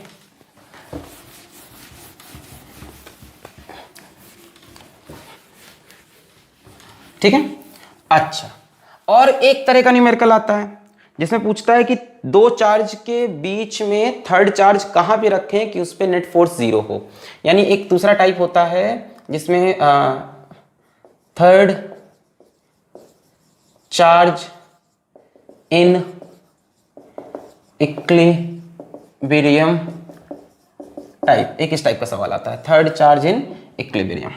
इसमें क्या करेगा? आपको दो चार्ज देगा और पूछेगा तीसरे चार्ज को कहां पे रखें कि उस पर नेट फोर्स 0 हो, मतलब वो तीसरा चार्ज इक्विलिब्रियम, इक्विलिब्रियम मतलब उस पर लगने वाली टोटल फोर्स 0 हो। जैसे सवाल ले लेते हैं, मैं बना के दूं सवाल आपको, नोट्स में मैंने लिखा हुआ है, उसका पीडीएफ आपको हो सकता हो 3 दिन 1 हफ्ते के अंदर मिले, नीचे डिस्क्रिप्शन में लिंक होगा, मैं बना दे रहा हूं, बता भी दे रहा हूं। मान लो मेरे पास 2 चार्जेस हैं, मान लो मेरे पास 2 चार्जेस हैं, एक है प्लस Q और एक है प्लस 4Q, ठीक है। और मान लो बोल दिया इन दोनों चार्जेस के बीच में जो सेपरेशन है वो हमसे बोल दिया है यल, L फॉर लव, है ना, यल। हमसे कहा कि तीसरा चार्ज कहां पे रखें, on the line joining 1 and 2, इसको 1 बोला, इसको 2, on the line joining 1 and 2 such that the third charge is in equilibrium. Where should we keep a third charge on the line joining 2 charges such that third charge is in equilibrium, तीसरा charge equilibrium में हो, ऐसा कहा रखें। और तीसरा charge कैसा है ये भी नहीं बताया, प्लस है कि माइनस है, ठीक है। तो इस तरह के एक सवाल आते हैं, इनको कैसे डील करना है। मान लेते हैं जो तीसरे चार्ज की बात कर रहे हैं, मान लेते हैं वो पॉजिटिव है, नेगेटिव भी मानोगे तो भी आंसर सेम आएगा, पॉजिटिव मानोगे तो भी उससे कोई फर्क नहीं पड़ेगा। हम मान लेते हैं चलो तीसरा चार्ज जिसकी बात की है वो पॉजिटिव है, लेट आर थर्ड चार्ज भी, let third charge be Q। हमसे बोला है तीसरा चार्ज Q है जिसको लाइन ज्वाइनिंग 1 2 पे रखना है, मतलब इस लाइन पे कहीं रखना है, और ऐसा रखो कि वो तीसरा चार्ज इक्विलिब्रियम में हो, यानी उस तीसरे चार्ज पे लगने वाली कुल force, total force, net force 0 हो। चलो सोचते हैं, मैंने सोचा तीसरे चार्ज को मैं यहां रखूंगा, भाई लाइन ज्वाइनिंग है, कहा थोड़ी ना बीच में रखो, लाइन ज्वाइनिंग पे बोला है, यहां पे भी हो सकता है, यहां पे भी हो सकता है, यहां पे। पहले तो ये सोचना है कहां पे रखें। अगर हम यहां पे रखते हैं तो फर्स्ट वाला उसको रिपेल करेगा, यानी ये फोर्स लगेगी ड्यू टू 1, सेकंड वाला भी पॉजिटिव है, ये भी पॉजिटिव है, तो वो भी रिपेल करेगा, फोर्स ड्यू टू 2। ये दोनों इसको इसी डायरेक्शन में ले जा रहे हैं, तो नेट फोर्स 0 नहीं हो सकती, मतलब ये पोजीशन पॉसिबल नहीं। इसी तरह से अगर यहां रखने की कोशिश करो प्लस Q को, तो फर्स्ट वाला इसको रिपेल करेगा ऐसे, सेकेंड वाला भी रिपेल करेगा ऐसे, अभी भी नेट फोर्स 0 नहीं हो सकती, दोनों फोर्सेस एक तरफ है, यानी एक ही जगह बचती है, कहीं बीच में रखना होगा। अगर मैं इसको कहीं बीच में रख के देखूं तब शायद बात बन जाए। फर्स्ट वाला इसको रिपेल करेगा ऐसे F1, सेकेंड वाला भी इसको रिपेल करेगा पर ऐसे F2, दोनों अपोजिट डायरेक्शन में है, कैंसिल होने का चांस बन सकता है। तो एक बात समझ लो, अगर 2 चार्ज सेम तरह के हो, प्लस प्लस हो, माइनस माइनस हो, तो नेट फोर्स थर्ड चार्ज पे तभी 0 होगी जब आप उसको बीच में रखो, ठीक है। जब दोनों चार्ज सेम, अभी अपोजिट तरह होते तो कहानी बदल जाती। अगर 2 चार्ज कैसे हो, प्लस प्लस हो या माइनस माइनस हो, तो Q हमेशा कहां रहेगा, उनके बीच में रहेगा। प्लस प्लस हो या माइनस माइनस, तो Q is always in between. Third charge को आपने प्लस Q क्यों लिया, माइनस Q क्यों नहीं लिया, माइनस ले लो, माइनस ले लो, कोई दिक्कत नहीं, सेम आंसर आएगा। माइनस Q यहां रखोगे, ये इसको अट्रैक्ट करेगा, वो भी इसको अट्रैक्ट करेगा, दोनों की फोर्सेस डायरेक्शन में हो गई। मैं तीसरा चार्ज जो आपने प्लस Q अज्यूम किया है, उसको मान लो आप माइनस Q अज्यूम करते, यहां माइनस Q रखते, तो 1 वाला भी उसको अट्रैक्ट करता, 2 वाला भी, नेट फोर्स 0 नहीं हो सकती। माइनस Q को यहां रखते, 1 भी अट्रैक्ट करता, 2 भी अट्रैक्ट करता, तब भी नेट फोर्स 0 नहीं हो सकती थी। माइनस Q को बीच में रखते, तो 1 उसको इधर अट्रैक्ट करता, 2 इसको इधर अट्रैक्ट करता, और नेट फोर्स 0 हो जाता। तो चाहे माइनस लो चाहे प्लस लो, रखना कहां पड़ेगा, बीच में, अगर 2 सेम काइंड के चार्ज है। कहां पे रखा, मान लेते हैं छोटे वाले से x डिस्टेंस पे रखा, तो बड़े वाले से कितना डिस्टेंस हो गया, L माइनस एक्स। छोटे वाले से x डिस्टेंस पे, बड़े वाले से L माइनस एक्स, ठीक है। छोटे के पास रखना पड़ेगा, क्यों, अरे यार फोर्स की जो वैल्यू होती है, ज्यादा तो नहीं बता रहा मैं, वो होती है KQ1 Q2 by are square. अरे यार ये चार्ज छोटा है ना, वैसे ही बेचारा फोर्स नहीं लगा पा रहा उस पर, छोटे से है, अरे हमारे पास तो रख दो भाई, इसकी बराबरी होनी है, ये बहुत अमीर है, he is very rich, and she is poor. हाँ सर फेमिनिज्म नहीं, अरे ठीक है, हाँ, ये बहुत पुअर थी, तो इसने क्या कहा कि मेरे पास तो रखो तब मैं बताती हूँ। तो इसने इसको अपने पास रख के ज्यादा फोर्स लगाई ताकि F1 F2 को काट सके। अरे भाई साहब, इसको बीच में रखोगे तो इसकी फोर्स कम हो जाएगी ना, और इसके पास रखोगे तो इसकी फोर्स ज्यादा हो जाएगी। इसके पास रखा, इसने अपनी फोर्स थोड़ी बढ़ा ली डिस्टेंस फैक्टर से। एनीवेज अभी मैंने x ही लिया है, अभी तो पता नहीं कि x छोटा बड़ा, ठीक है। अब हमने बोला कि ऐसी जगह पे क्यू रखा है कि इक्विलिब्रियम में, इक्विलिब्रियम मतलब क्यू पे लगने वाली नेट फोर्स 0 है, मतलब जितनी राइट में उतनी लेफ्ट में, यानी F1 की वैल्यू F2 के बराबर हो जाएगी मैग्नीट्यूड में। F1 की वैल्यू बोलो, force due to 1 on this will be K Q upon x square. First की वजह से इस पे कितनी फोर्स, K Q upon x square. 2 की वजह से इस पे कितनी फोर्स, K 4Q upon L minus x का होल स्क्वायर। अब बोलो, K मरा K से, Q मरा Q से, Q मरा Q से स्वाहा, L माइनस x बटे x का whole square is equals to 4। Just solve this and you will get the answer.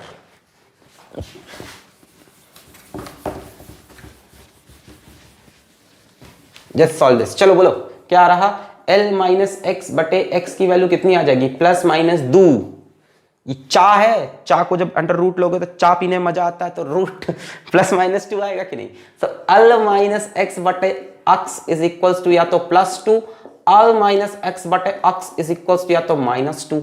यहां से L माइनस एक्स का वैल्यू 2x होगा, ये इधर आएगा 3x हो जाएगा, x का वैल्यू L/3 आएगा, और यहां से ये इधर जाएगा -2x होगा, फिर आए हाय सॉल्व कर लेते हैं। -2x होगा, ये इधर जाएगा 2x माइनस x हो जाएगा is equals to -L which is not possible.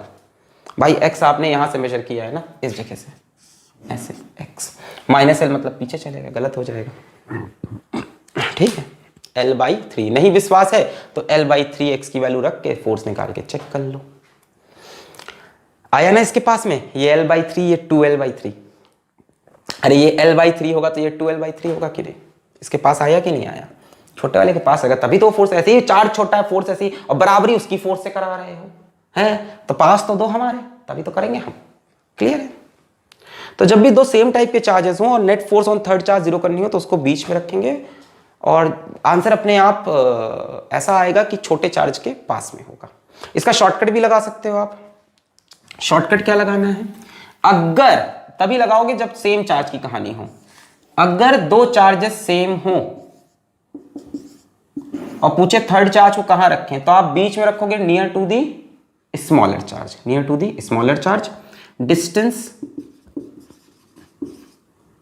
From smaller charge where third charge is in equilibrium, x is equals to under root q1 upon under root q2 plus under root q1 multiplied by L, where q1 is smaller charge। ये shortcut भी लगा सकते हो, ये तो famous सवाल है, घिसे पिटे। Under root q1 upon under root q2 plus under root q1 into L। Check कर लो, चेक तो करेंगे ही सर, आप पे भरोसा थोड़ी ना किया है हमने। x कहां से डिस्टेंस है, स्मॉलर चार्ज से, किसका, थर्ड चार्ज जो कि इक्विलिब्रियम में आना है। आने वाला चार्ज प्लस भी हो सकता है माइनस भी हो सकता है। ऊपर अंडर रूट q1 क्या है, स्मॉलर चार्ज, यानी ऊपर हो गया q, नीचे under root q2 4q plus under root q multiplied by L। तो रूट q कॉमन होकर कैंसिल हो जाएगा, ऊपर बचेगा 1, नीचे रूट 4 की वैल्यू होगी 2, और यहां बचेगा 1, 2 + 1 3/3 इंटू L/3। बोलो सही है। Under root q1 upon under root q2 की वैल्यू कितनी है, 4q, रूट q कैंसिल हो जाएगा, ये 1 ये 4 रूट 4 2 और ये 1 बचेगा, 2 + 1 3। तो ये फॉर्मूला आप यूज कर सकते हो जब दो चार्जेस सेम टाइप के, दोनों माइनस भी हो सकते थे, बीच में रखने वाला प्लस भी हो सकता है माइनस भी। इस टाइप का सवाल समझ में आया। अब इसी का एक दूसरा केस लेंगे, क्या, या तो दोनों प्लस होते या तो दोनों माइनस होते। दोनों माइनस वाला आप खुद से ट्राई कर लेना। कैसे ट्राई करेंगे, विद सेम वैल्यू ट्राई कर लेना, ठीक है ना, विद सेम वैल्यू एक बार माइनस पे ट्राई कर लेना। अब बात करते हैं जब एक प्लस हो और एक माइनस हो, इसको मिटा दें। ओके,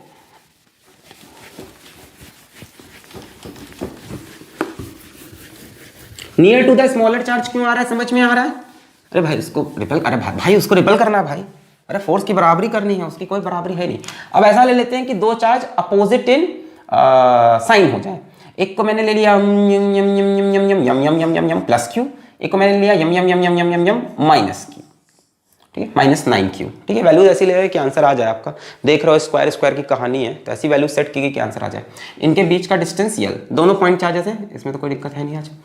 वही है सवाल, कहाँ पे थर्ड चार्ज को रखें such that it is in equilibrium on the line joining two charges, where to keep the third charge so that it is in equilibrium.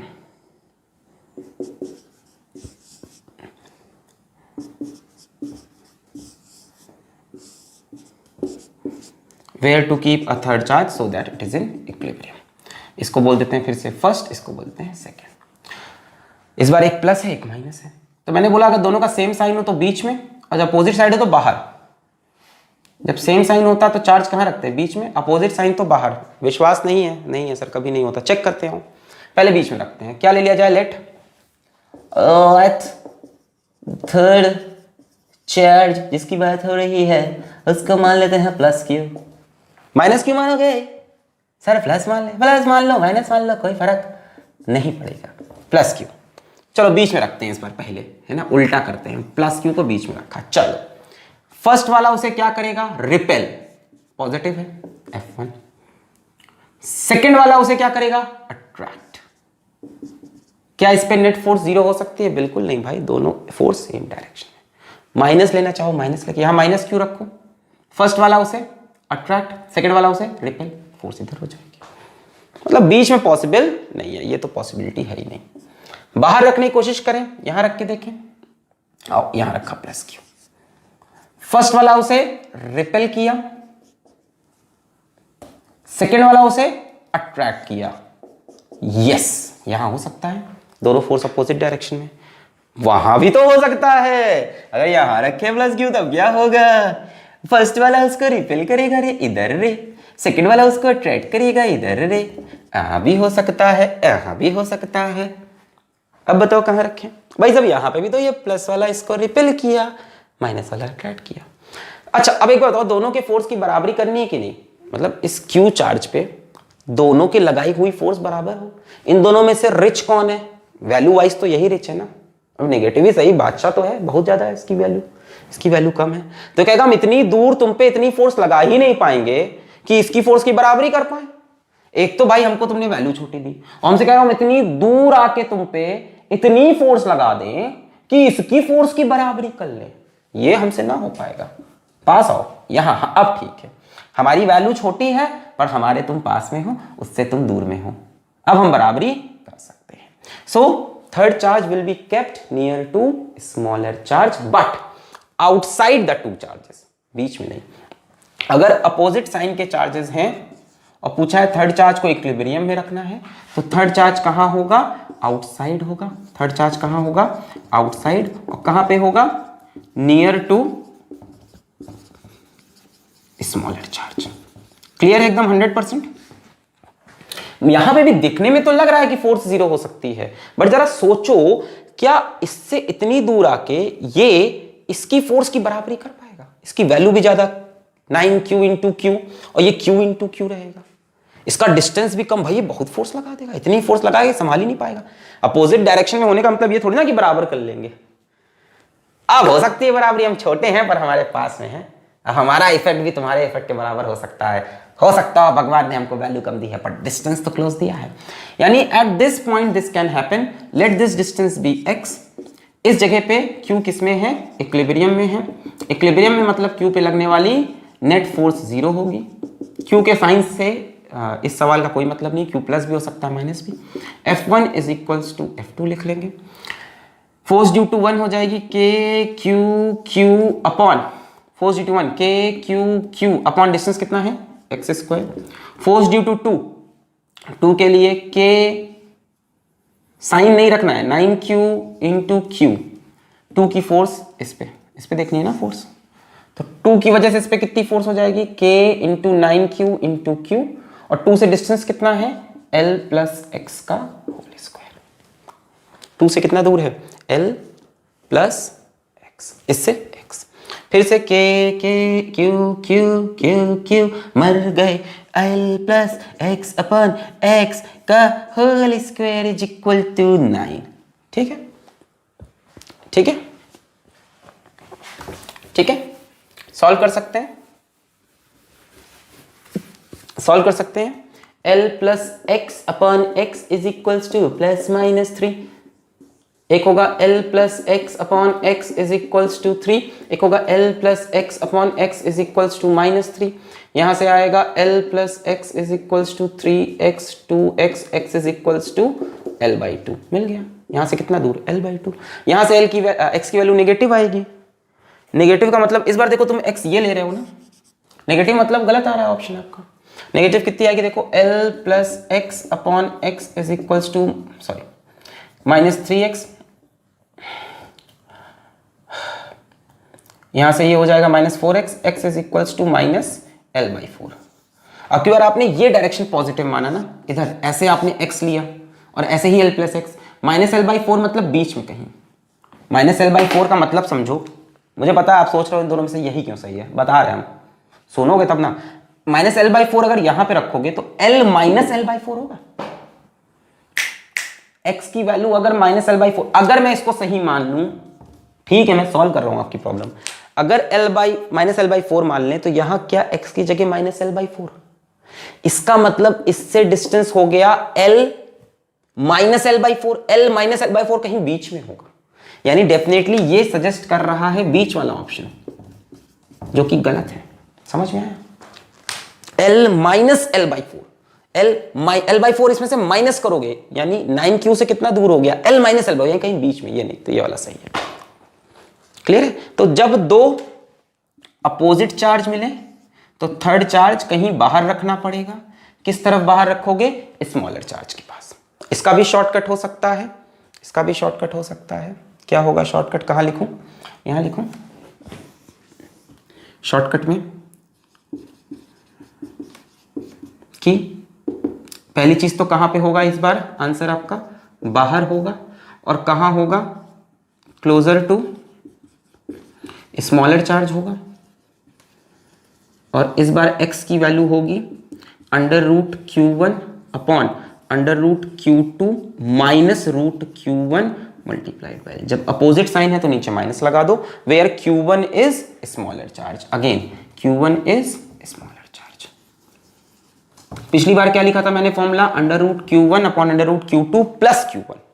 जब सेम है तो प्लस करो, अपोजिट है तो नीचे माइनस, और ऊपर कौन सा चार्ज रखना है? रूट में स्मॉलर। चेक करना है, चेक कर लो। बाहर होगा ये तो समझ में आ रहा है एकदम लॉजिक से। x is equals to √Q1 छोटा चार्ज q, नीचे √Q2 minus Q1 into l।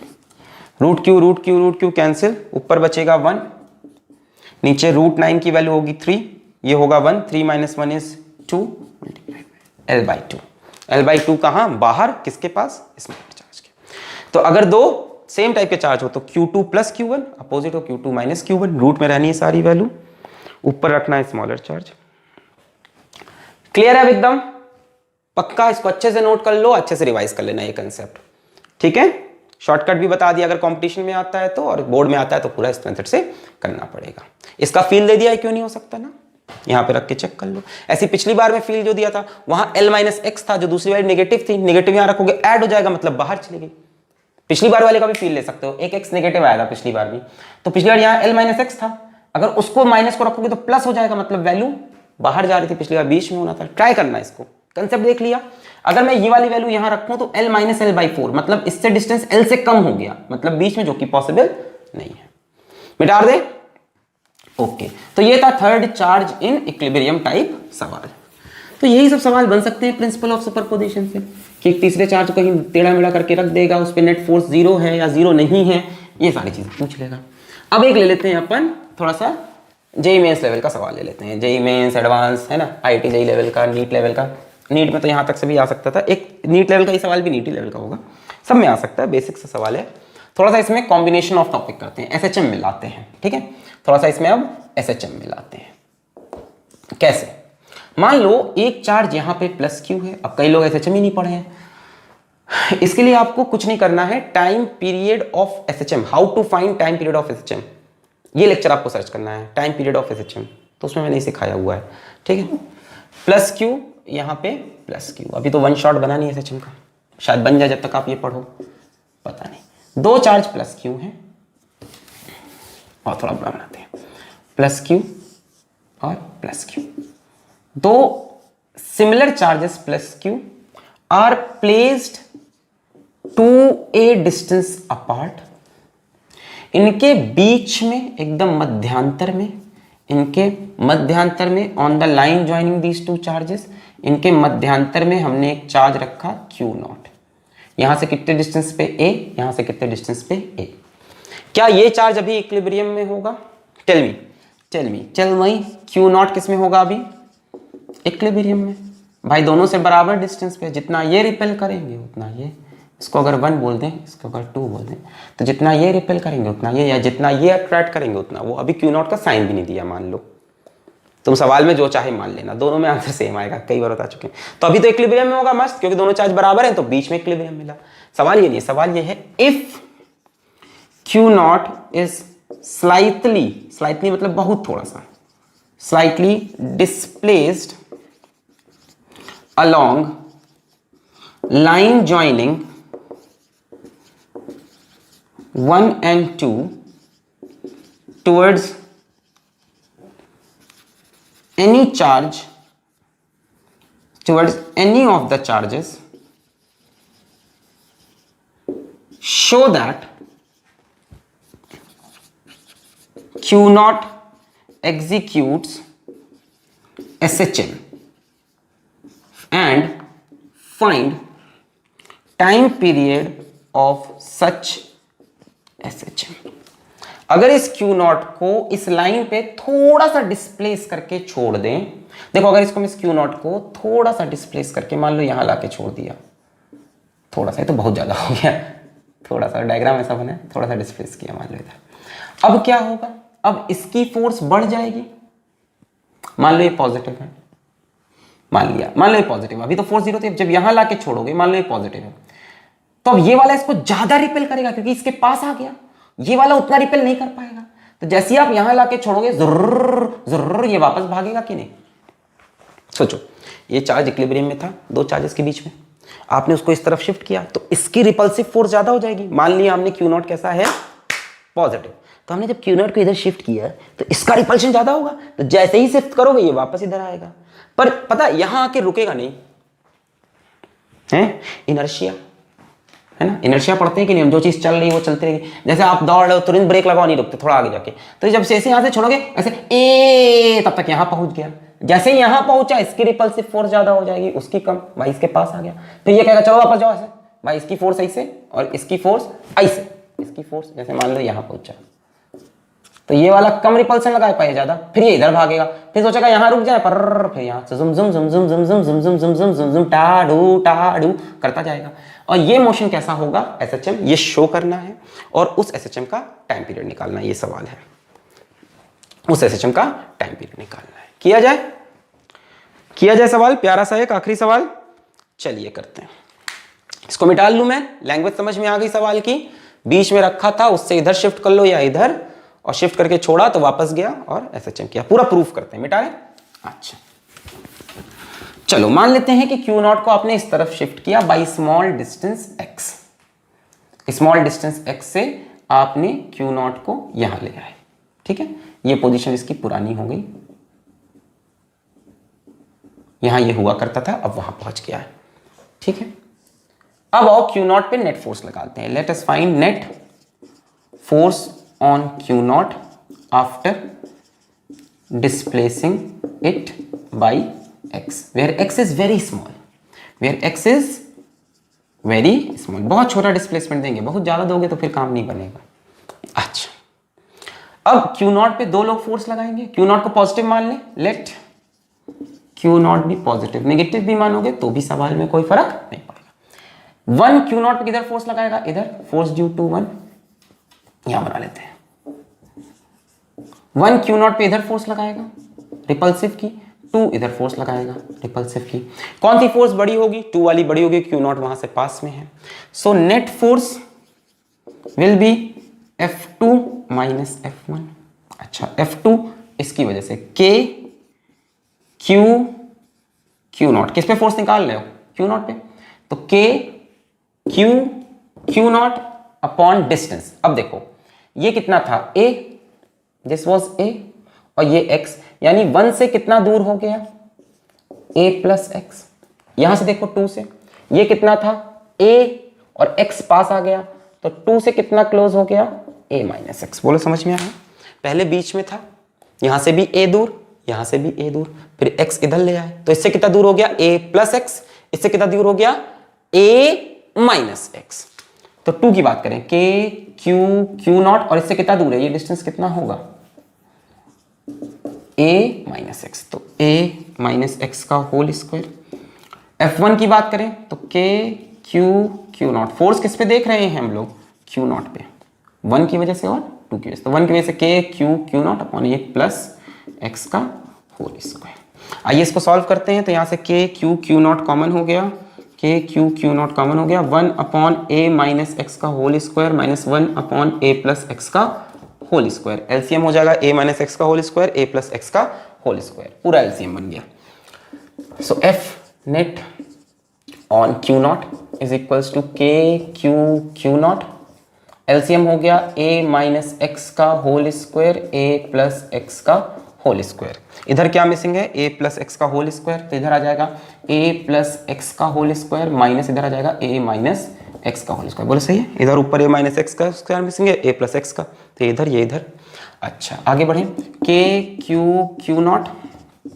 अब मुझे बताओ A प्लस एक्स का whole square, A square plus B square plus 2AB, ये होगा A square plus B square minus 2AB। तो A square B square दोनों कैंसिल होंगे, यहां से प्लस 2AB माइनस 2AB, आगे माइनस लगा है, करना पड़ेगा क्या? अरे मन नहीं है बिल्कुल। A square plus x square plus 2AX minus A square plus x square बाहर आया माइनस, और ये होगा माइनस 2AX, बाहर माइनस लगा है, plus 2AX divided by A minus x A plus x. क्या लिख सकते हैं? A square minus x square, पूरे के ऊपर स्क्वायर लगा दो। कैलकुलेशन समझ में आ रहा है?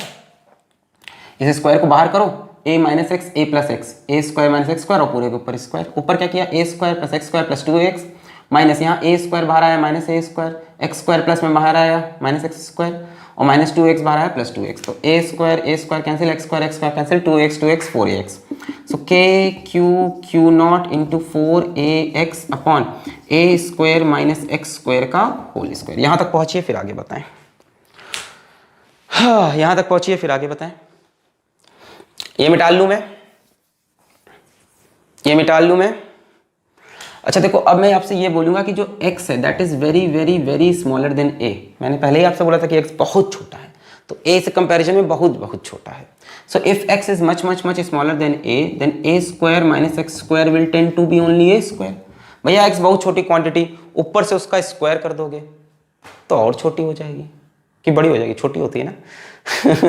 किसी छोटी सी क्वांटिटी का स्क्वायर करो, मान लो x की वैल्यू 0.01 है ना, तो एक्स स्क्वायर कितना हो जाएगा? ये 1/100, इसका स्क्वायर यानी ये कितना है? 10 की पावर माइनस 2, इसका स्क्वायर करोगे 10 की पावर माइनस 4। तो किसी छोटी सी क्वांटिटी का स्क्वायर करोगे तो वो और छोटी हो जाएगी। तो यहाँ भाई एक तो एक्स ए से छोटा हो, यहाँ ए स्क्वायर से एक्स स्क्वायर कंपेयर कर रहे हो तो और ही छोटा हो गया, तो करीब करीब a square. So we can write it as K Q nought 4AX, और नीचे इसको नेग्लेक्ट मार दो पूरी तरह से, तो ए स्क्वायर का होल स्क्वायर A की पावर 4 कैंसिल होगा, A क्यूब आएगा, यानी K Q not into 4x upon A cube. यहाँ तक सबको समझ में आया? इसे कैंसिल हुआ, ये मिटा दूं। अब बस खत्म पे। अब क्या हो जाएगा हमारा? F net on Q not. अभी एक यहाँ पे पॉइंट और बताएंगे आपको हम, K Q not 4x upon A cube. ये स्टेप समझ में आया आपको? अच्छा अब एक बात बताओ, जो नेट फोर्स लग रहा है वो किधर लग रहा है? इधर कि इधर? इधर लग रहा है ना, 2 की वजह से फोर्स ज्यादा है, यानी नेट फोर्स ऐसे लग रही, और जो डिस्प्लेसमेंट है वो किधर है? इधर है। यानी नेट फोर्स और डिस्प्लेसमेंट अपोजिट डायरेक्शन में कि सेम डायरेक्शन में? अपोजिट डायरेक्शन में। भाई जब यहां ले गए तो नेट फोर्स इधर आई, ये डायरेक्शन है नेट फोर्स का और ये डायरेक्शन है एक्स का, मतलब दोनों एक दूसरे के अपोजिट हैं। तो अगर हम F net on Q not लिखें तो क्या हम यहाँ पे माइनस एक्स लिखना चाहिए था हमको, वेक्टर फॉर्म की बात करें। एसएचएम ऐसे ही तो प्रूफ करते हैं। देखो एसएचएम तभी होता है जब डिस्प्लेसमेंट इधर करने पे नेट फोर्स उसके अपोजिट डायरेक्शन में आए। एसएचएम की हमारी कंडीशन नहीं होती थी कि हम किसी तरह से प्रूफ कर लें F is equals to minus K x. SHM का कंडीशन ही यही है। एसएचएम की कंडीशन ये है, अगर एसएचएम प्रूफ करना है तो प्रूफ कर लो F is equals to minus K X, F net. और इसका माइनस के एक्स का मतलब होता है कि नेट फोर्स और डिस्प्लेसमेंट का डायरेक्शन अपोजिट हो, इसीलिए माइनस लगता है। तो देखो नेट फोर्स इधर, डिस्प्लेसमेंट है, तो हमने माइनस लगा लिया। और एसएचएम का टाइम पीरियड होता है 2 pi under root M by K. M is mass of particle, m is mass of particle, जिसे जो एसएचएम कर रहा है। जैसे क्यू नॉट, यहाँ क्यू नॉट के मास को हमने एम मान लिया। खत्म हो गया सवाल। ये मिटा लें इधर, नोट कर लो, पॉज करके नोट कर लो। ओके, खत्म हो गया सवाल। एसएचएम प्रूफ करना है तो क्या प्रूफ करना है, F is equals to minus K x. देखो प्रूफ हो गया, एफ इज इक्वल्स टू ये माइनस, ये पूरा हो गया के, एसएचएम वाला के, और ये एक्स। तो ये हमारे एसएचएम वाले के की वैल्यू कितनी है, एसएचएम का कांस्टेंट के, तो हमारे एसएचएम वाले, इसको के डैश बोल देते हैं। चलो के डैश की वैल्यू कितनी आ रही है, अगर कंपेयर करो इसको कंपेयर करो, ये पूरा हो गया एसएचएम का कांस्टेंट के, एफ इज माइनस के, और टाइम पीरियड ये हो जाएगा। यानी कांस्टेंट आ रहा है K Q not 4 upon A cube, time period हो जाएगा 2 pi under root M by K dash. SHM का मतलब बस ये प्रूफ कर लो, उसका time period 2 pi under root M by K dash. K क्या होगा, एक्स के सिवा जो भी है वो पूरा एसएचएम का constant. So T is equals to 2 pi under root M हो गया mass of this Q not, K dash की वैल्यू है K Q not 4 upon A cube, ये ऊपर गया, this is the time period. तो इस तरह का सवाल भी यहाँ से बन सकता था। तो कूलम्स लॉ में अभी और सवाल लेंगे, बट उसमें हम यूज करेंगे मीडियम का, यानी permittivity, relative permittivity, dielectric constant. और इस पे आ रहा है नेक्स्ट वीडियो। पढ़ाई करते रहें, ऑल द वेरी बेस्ट।